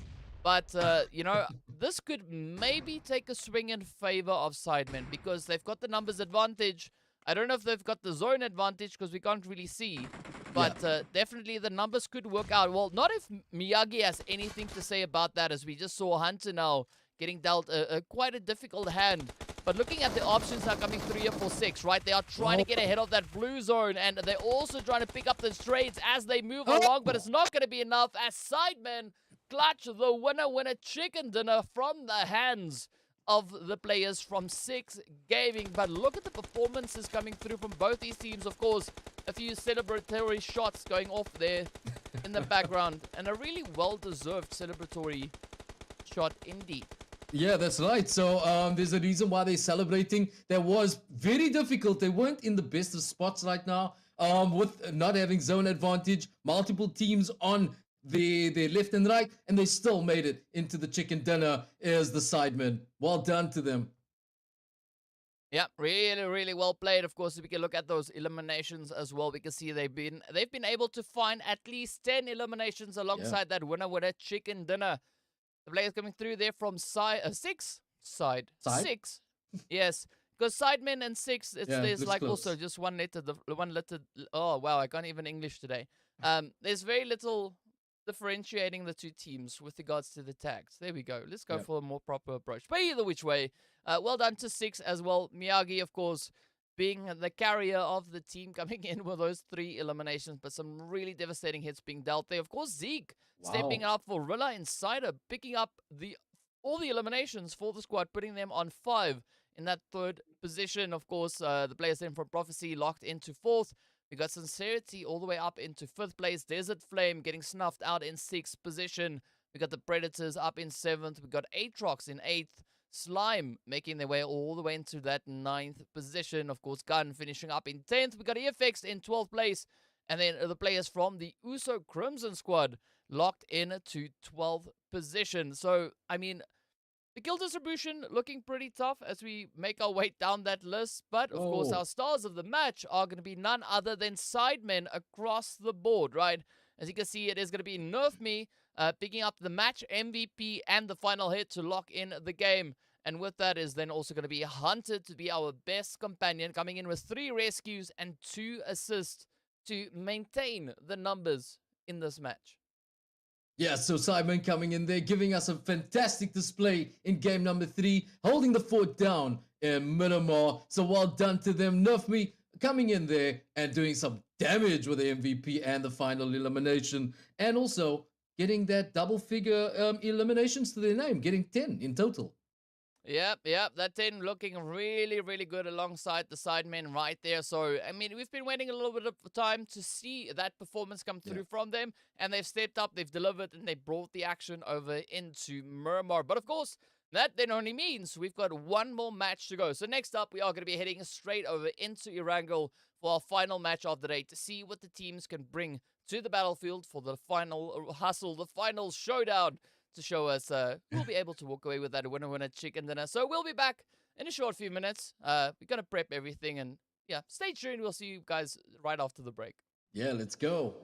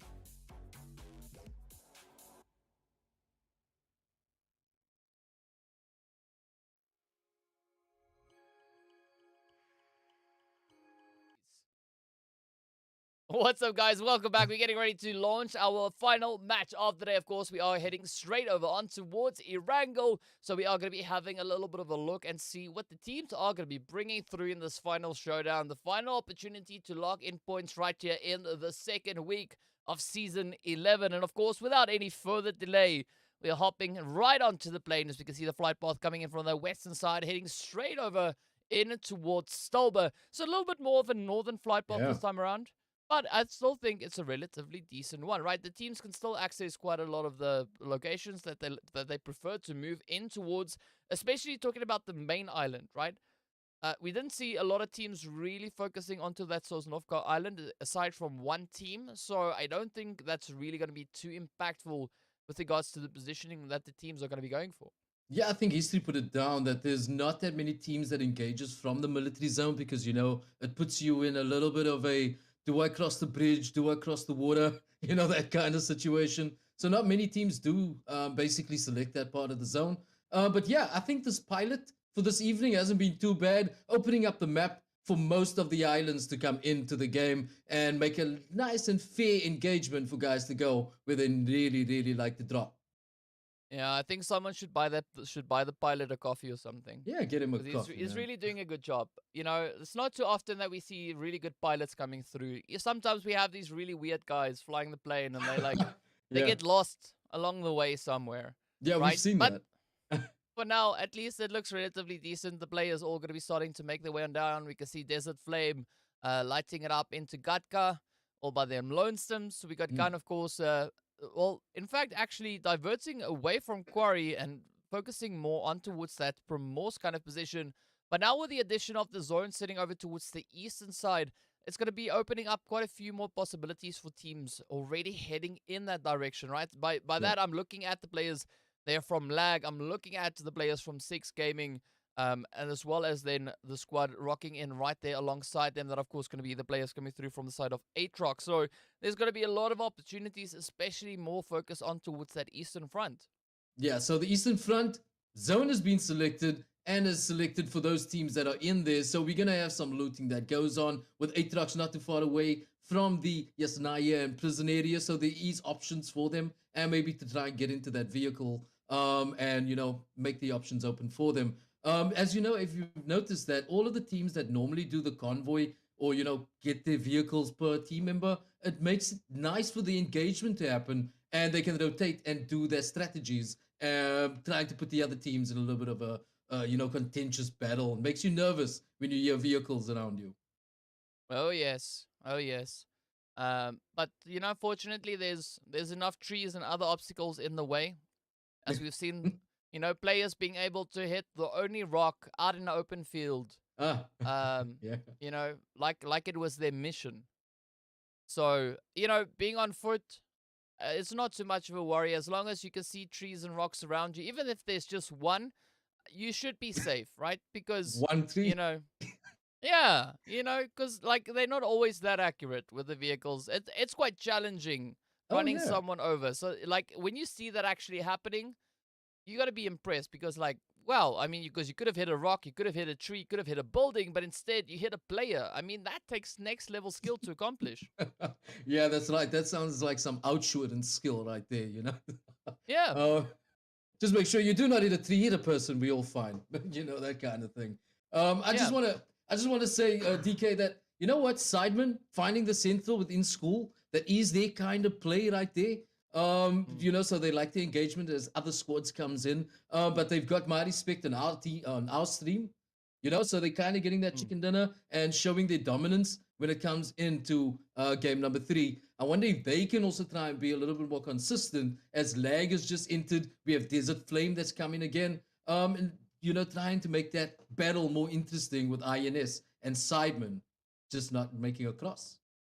Oh yes. Oh yes. There could be a lot of excitement coming through from all these teams, but for the time being, everyone pretty much respecting the space. Everyone going about their loot business. Not really going to Mm. be looking to disrupt anyone else just yet.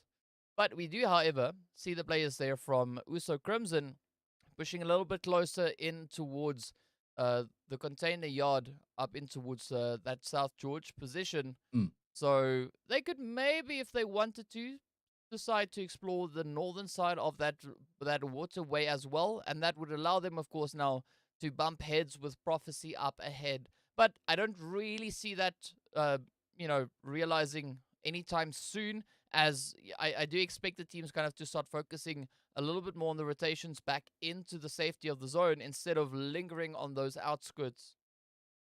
Yeah, that's right. So I think unlike game number one, everyone is trying to do things more in pace, more patiently, trying to get that placement, remove themselves from engagement at this point, because it is a fair zone. It's more on the east, but it is more of a fair zone. It introduces more of the custom areas where they are accustomed to do their play. There could be some gatekeeping for everyone on the western side, which could be introduced here in game number 4. It is the final game, so eliminations and placement is what's going to matter to most of them. I see INS is pulling up right next to Lag, so I don't know if this could possibly be the first engagement. It depends on what they try and do right now. Yeah, it'll definitely depend on what it is that they are going to be trying to do here, indeed. But as we can see, right, Rila Insider, they just, they're going about their business. Yes, they do have 1-9 and Fantasy held up in amongst them, but A9Q, meanwhile, is going to be standing out alongside the road, just trying to utilize that vehicle. But the shots really connecting up now with Trip. But of course, it is going to be Zeke looking to push on through, and Coco comes through with a beautiful bit of closure there. But now, it is going to be up to the rest of the squad. Looking to see if they can maybe find that closure in. As you can see, Fantasy also now taking several hits. As it is going to be Rila Insider now, who starts to descend down upon the blaze here from Lag. And 1-9 actually finding a beautiful hit on towards Coco. Yeah, that's right. So Coco in a lot of trouble. Not exactly the position you want to find yourself in. But this is what we spoke about earlier, DK. Because of the amount of teams, you can catch yourself slipping and then find yourself in an engagement that you were not really ready or prepared for. So try and get yourself in that compound. Try and see if you can get yourself safe. So for any team that comes in, you try and knock them as they approach. Yep, and of course you also, now as you can see with Matrix here, look to keep the reinforcements up. Need to keep those numbers in contention. Yep. I mean, they've been able to deal a few hits up in towards the side there of Lag, but not really finding enough of those confirmations just yet, right? So this is a little bit of a risky play, and even Cacao has started to just move around. As you can see, Coco now playing the hot seat. Yeah. As they're moving all over the place, trying to evade the damage that could be coming through from those stray hits, getting fired in their direction. But so far, it does seem to be a rather successful disengage, at least coming through from the side of Rila. But, of course, it is going to be Lag now in hot pursuit, trying to catch up with them. That's right. So we have a car chase happening. So who finds the compounds? It is... Okay, so whoever finds the compounds first could be safe. Exactly what I was talking about. See if you can find that little bit of distance and engage and knock anyone that tries an approach. But look at this ridge line. It makes it a little harder to catch an eye for anyone that comes in as he sends a message over and try and get that knock and gets knocked in return and put him on the knees. Oh, that was a money shot right there. Cacao, we already saw that engagement from between Cacao and Coco over on towards Miramar. And now it seems like the fight will continue as Coco finds the hit up on towards Fantasy. The confirmation now starting to come through. Oh, there we go. Cacao now getting taken right on down. And it all now boils down to 1-9 to try and see if they can make a bit of a substantial gain. Looking at the rush coming through as Rila Insider now mounts the aggression. Up they come, pushing straight on forward. It is going to be beautiful hits flying all over the place. And with that, it'll be the end of the road right there for them. So an absolute play of devastation being dealt here by Rila Insider. What a great way for them to kick off this final match. That's right, that's right. So getting into the podium, at least in most of tonight's action, is INS showing their dominance against also one of the most OP teams that we can speak about, Lag. But Lag doing a very expensive approach. It didn't work out all too well as they were on the more defensive kind of play. But INS right on the heels and destroying them as things went along. So yeah, could have seen it, but they tried their best. INS obviously had more engagement, more fingers. They obviously bought their baby powder tonight to make sure that their fingers are nice and loose on the phones. So yeah, the engagement nice and sweet.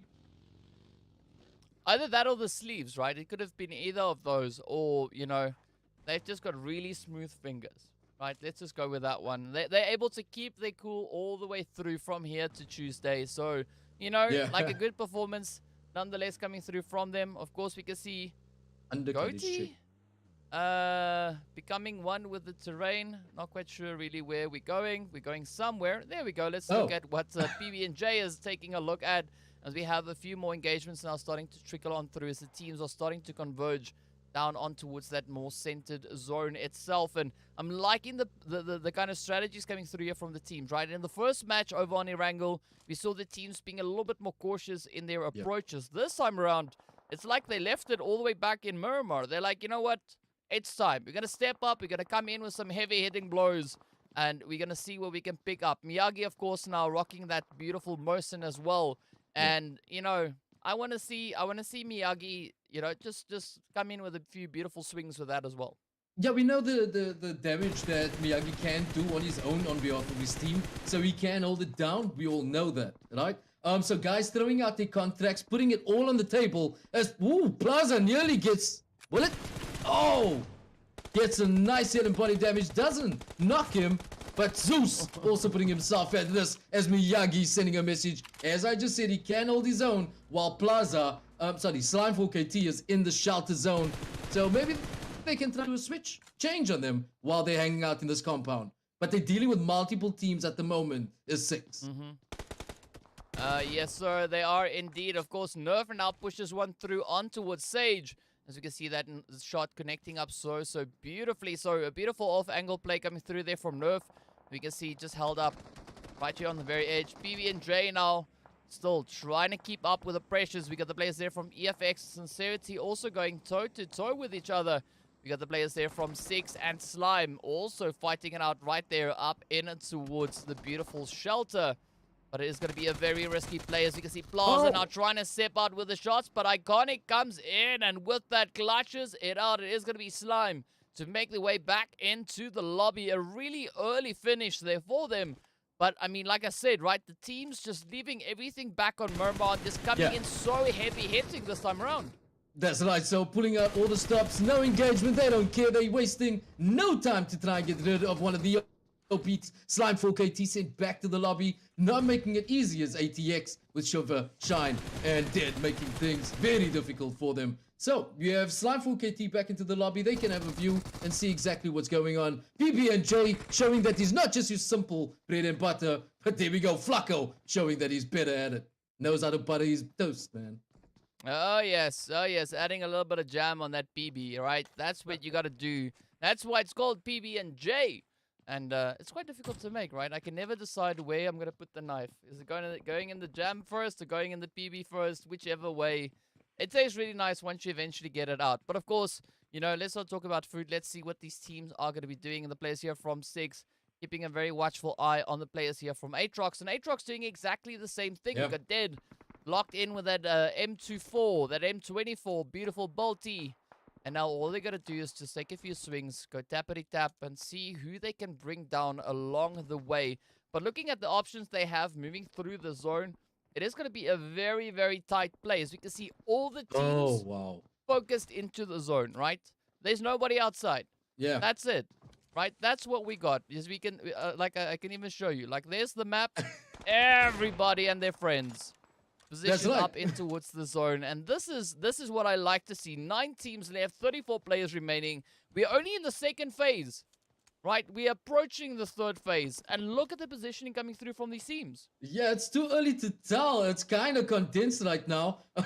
Very early on in the game, 9 teams remaining. So what is possibly going to happen right now is probably an eye for an eye kind of battle. So whoever tries and does the rotation, the best team can win, and it's too early for even me to try and make a prediction. You do not want that to happen. You might end loss. Please, no more casting curse for me. I mean, this is going to be a really, really tough play. Looking at what the teams have to work with, I mean, you can see the players here from Deset Flame. They now taking a few swings across over at the gun team. We got the players here from ATROX also now trying to take their third body shots on towards Deset Flame in turn. But now we can see Flacco 6 trying to move. Beautiful shot coming in here from Dead. Gets that head right into Flacco's head. A beautiful, beautiful shot. But now, it is also then the players from Deset Flame who come rushing down on towards Gun. Let's see whether or not Gun will be able to fend off the advances coming through here from Deset Flame. As we know already, Flacco getting sent away as Dead came in with some beautiful plays of devastation. But, right, the pressure is still going to continue to mount as the teams yet again continue to fight even more so. That's right. It's like everyone discussed, you know what? They don't care how big the zone is. Let's all meet at shelter and let's see who comes up with that winner chicken dinner. It's kind of contentious right now. It makes it very difficult to decide what's going to happen. Deset Flame is not going to leave that one down as Flacco got sent back to the lobby with that beautiful bolt action shot coming in from Dead. But yeah, shelter being where the action is right now, as most of the teams are about to do an aggressive convergence and meet each other in the center. As Pro Fate trying to make sure that his fate is on his side, Oh. being chased down, and Rogue Baby not missing around. Yeah, Rogue, she's definitely not messing around. Rogue and Muffin in a vehicle together, rolling up, looking to cause a few problems along the way. And, yeah, so far they were pretty cool, calm and collected. Not They really were. crashing into anything, so good driving coming through there from Rogue. But, of course, Deset Flame now going to be trying to just hold a steady position. Not going to be looking to tempt fate all too much. We got Buden a little bit low on that health bar. We got C-Mind now trying to test the waters, but unfortunately bites off more than they can chew as the shots now come through from the Rila Insider position up on the hillside. Six having a good off angle there, but now needs to retreat back to the teammates, trying to see if they can maybe pull off those reses, and it is going to be a really risky play now coming through for Deset Flame.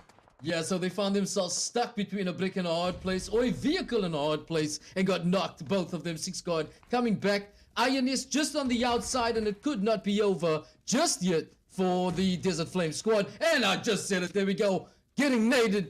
Pineapple, baby. Mine needs to try and do a little bit of recover, but I think maybe they need to rotate as they go out. INS on that ridge line. Hopefully they can get within the shelter, but you see, it is the squad that's sitting in the middle of the shelter that's probably got the best advantage. And T-Mind back to the lobby as we've seen that explosion. What an explosive game we have here with everyone converging in the middle of shelter.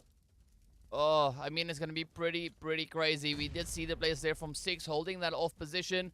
Rila Insider now trying to venture down into the shelter itself, trying to lure out the players from the side of Gun. But a really strategic position being held up by Gun. It is so difficult to successfully breach into shelter. There's so many exits, so many entrances, True. and so many hiding places within that compound. So I can't really blame Trip for deciding to rather disengage and focus their efforts elsewhere.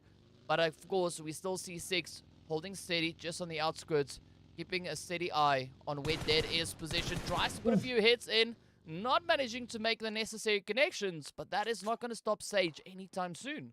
No, so Sage he has distance, so he can send those sprays over as much as he can. Dead trying to avoid as much of that battle as he can, with the other teams rotating and shifting, making things a bit difficult. But I think the communication that was sent to the INS squad is that the zone is going to shift. They're going to need to move out to shelter eventually, so maybe trying to get that advantage shift a little bit north from shelter zone.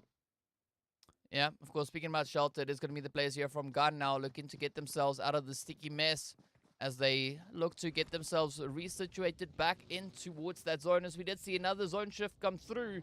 And of course, with that, it now just moves a little bit further on towards the eastern side, including Prison and Mansion in its shift. A little bit more of Prison than it has brought in that Mansion position.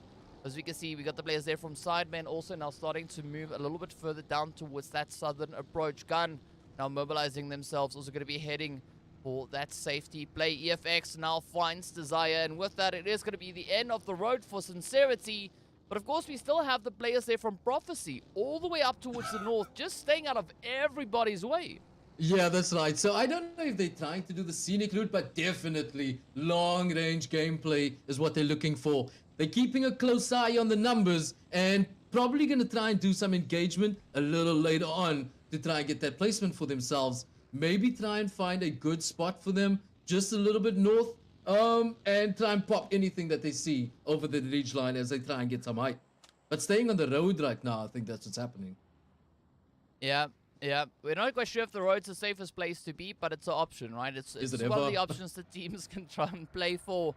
But now, of course, we can see the players here from EFX also starting to get those rotations locked in. SIDEMEN holding up just ahead of them. And it's a very exposed position indeed coming through here from SIDEMEN. But, you know, it could be quite a favorable play coming in, working out in their favor. Yeah. The EFX now starting to try and get themselves into a bit of a position here. We've got Gun also now fighting it out with the players there from Rila Insider. But Nerf Me holding on to that beautiful trench. Pyro not having the easiest time finding a good, accurate position on towards that. But meanwhile, it's going to be Hunter to get traded on down. Psycho also now getting picked up. And Pyro is going to be trying to be as relentless as they can manage here. But Sleepy now getting ready to step it up. Oh, there we go. The shots line up and they find Nico in the exchange. Sleepy. Oh, Sleepy can be called Wakey Wakey because he made it out of that one.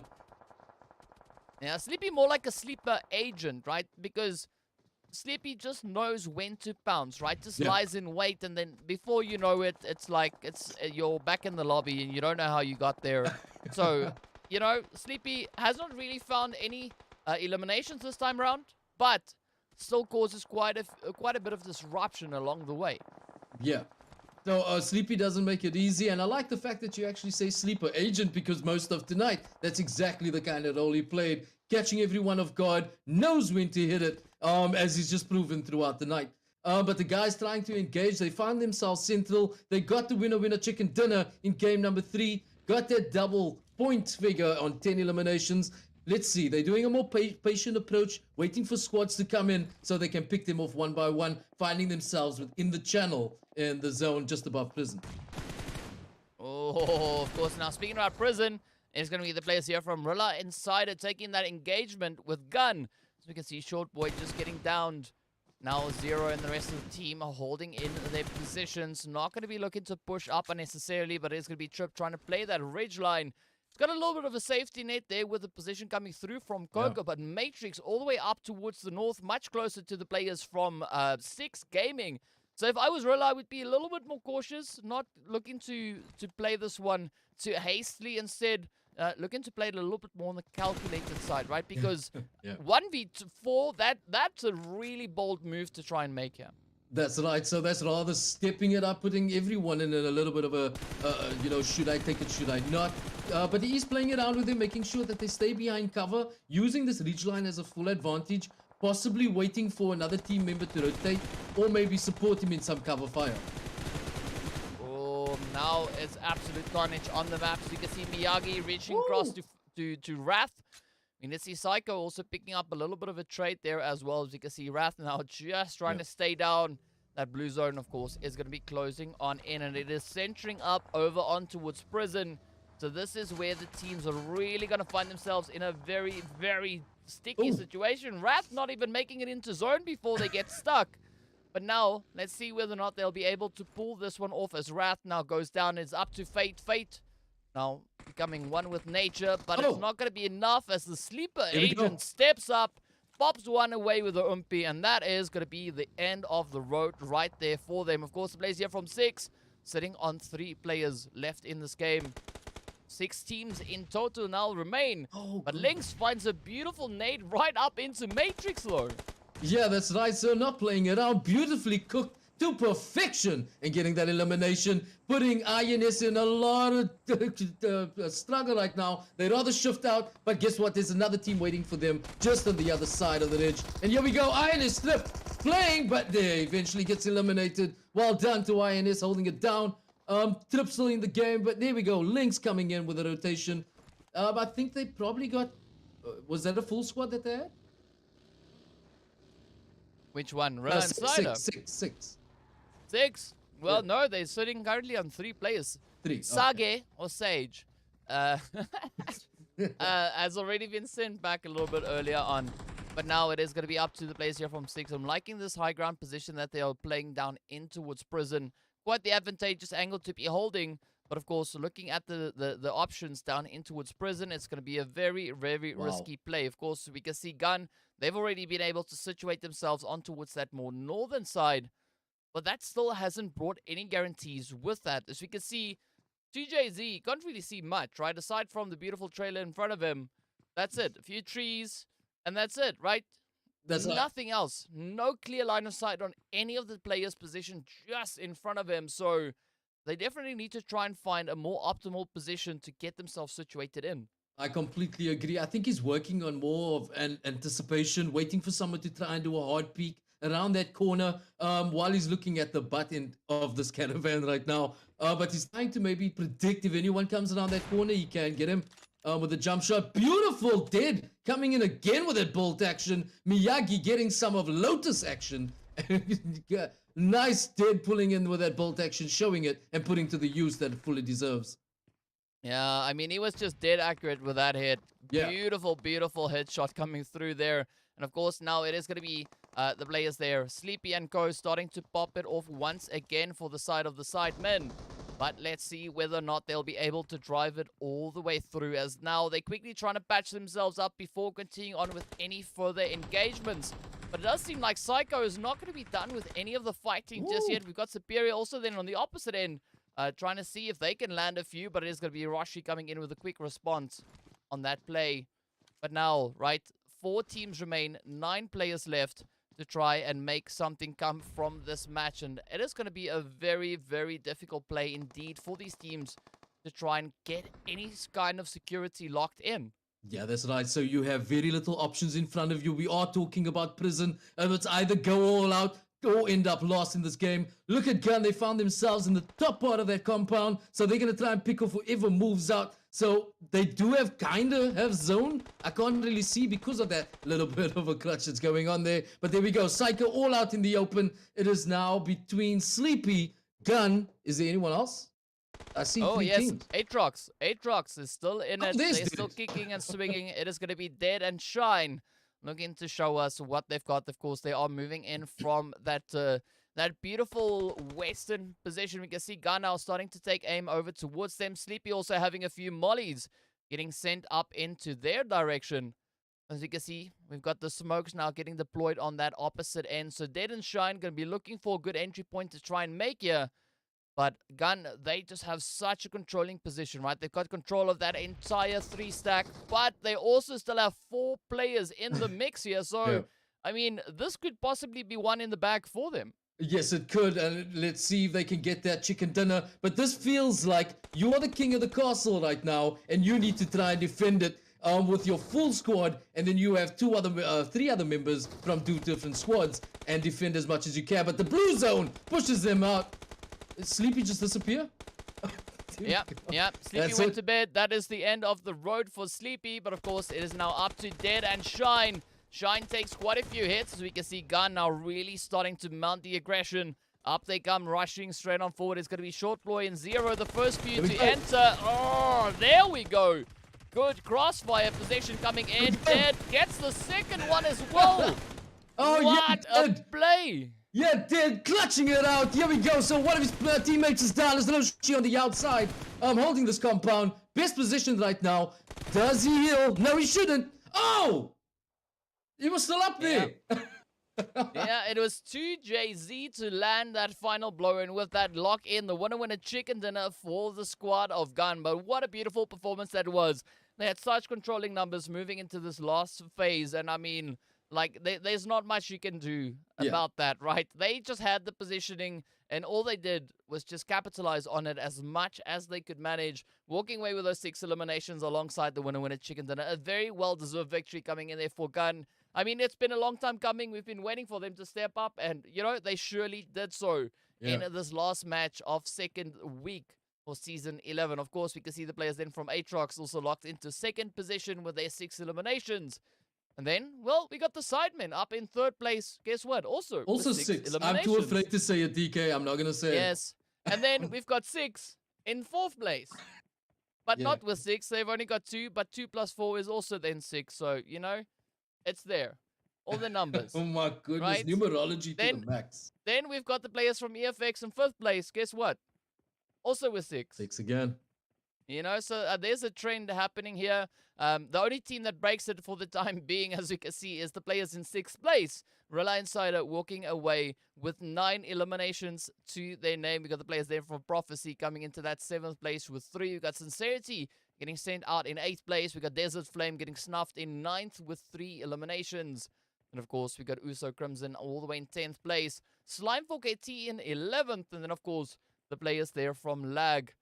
Probably helps if I show you the stuff, right? Yeah. Lag then up in 12th position. So you saw all the way up into 7th. So there we go. Sin up in 8th.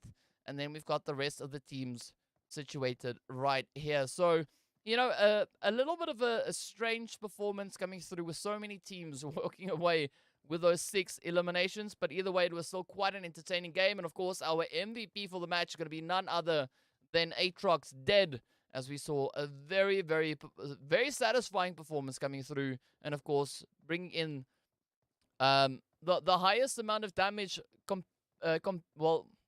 accompanying the eliminations there. We also saw Trip coming in with 4, so that means that they just had a little bit more damage being dealt from their end. Yeah. Of course, it is going to be C-Mind for the Deset Flames to get our Best Companion Award. And as I said, it is 2JZ from Gun that locked in that winner chicken dinner for them. So an absolutely beautiful performance coming through, especially on this last match as well.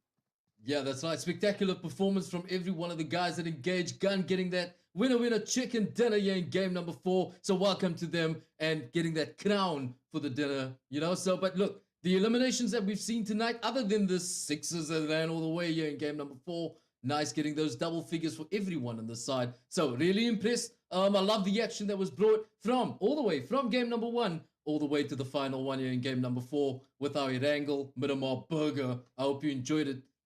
Nice taste, man. That was awesome. Yeah, I mean, it was a very, very exciting evening looking at what all the teams brought to the table. I mean, we had our fair distribution of those chicken dinners come through as well. I believe this was also then the first winner chicken dinner coming through for the side of Gun. Yeah. I might be wrong, but I think that's pretty much where we're at the current point. Like last week, we had the players there from Slime coming in with those 2 victories, right? They picked up 2 winner chicken dinners. Today, we had Rila Insider picking up the first dub. Then after that, we went over onto ATROX, who also then picked up their winner chicken dinner.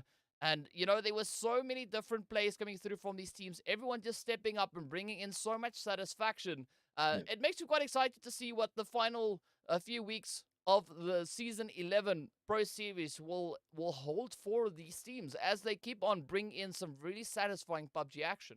And that's what makes this all too interesting, is that all the guys do the switch-ups, introducing different rotations, none of the teams sticking to the same strategy in every one of the games. And as the week goes along, let's see what they can bring in the upcoming weeks. I can't wait to see it. So yeah, look at that. We're getting those double-figure eliminations and consistent podium finishes from most of the teams, and Gun finally coming in there as one of them. So yeah, I can't wait for the weeks to come. Yeah, definitely can't wait at all. But with that, it is going to be bringing us to the end of the proceedings for this evening. So big congratulations to the teams for all stepping up and bringing some really satisfying performances. Yeah. Of course, we look forward to seeing everyone back again next week when we continue with our 3rd week of Pro Series to see what heights these teams will rise to. If you want to see what the point situation is, what the leaderboard is looking like, be sure to head over on towards the Mettlestate website. Everything is right there. The link is also down in the description, I believe. So be sure to head on over and have a bit of a gander at that as well. But for now, until then, we are going to be saying good night, good evening. I hope you guys stay safe, and we look forward to seeing you all back again next week for even more PUBG Mobile action. Yeah.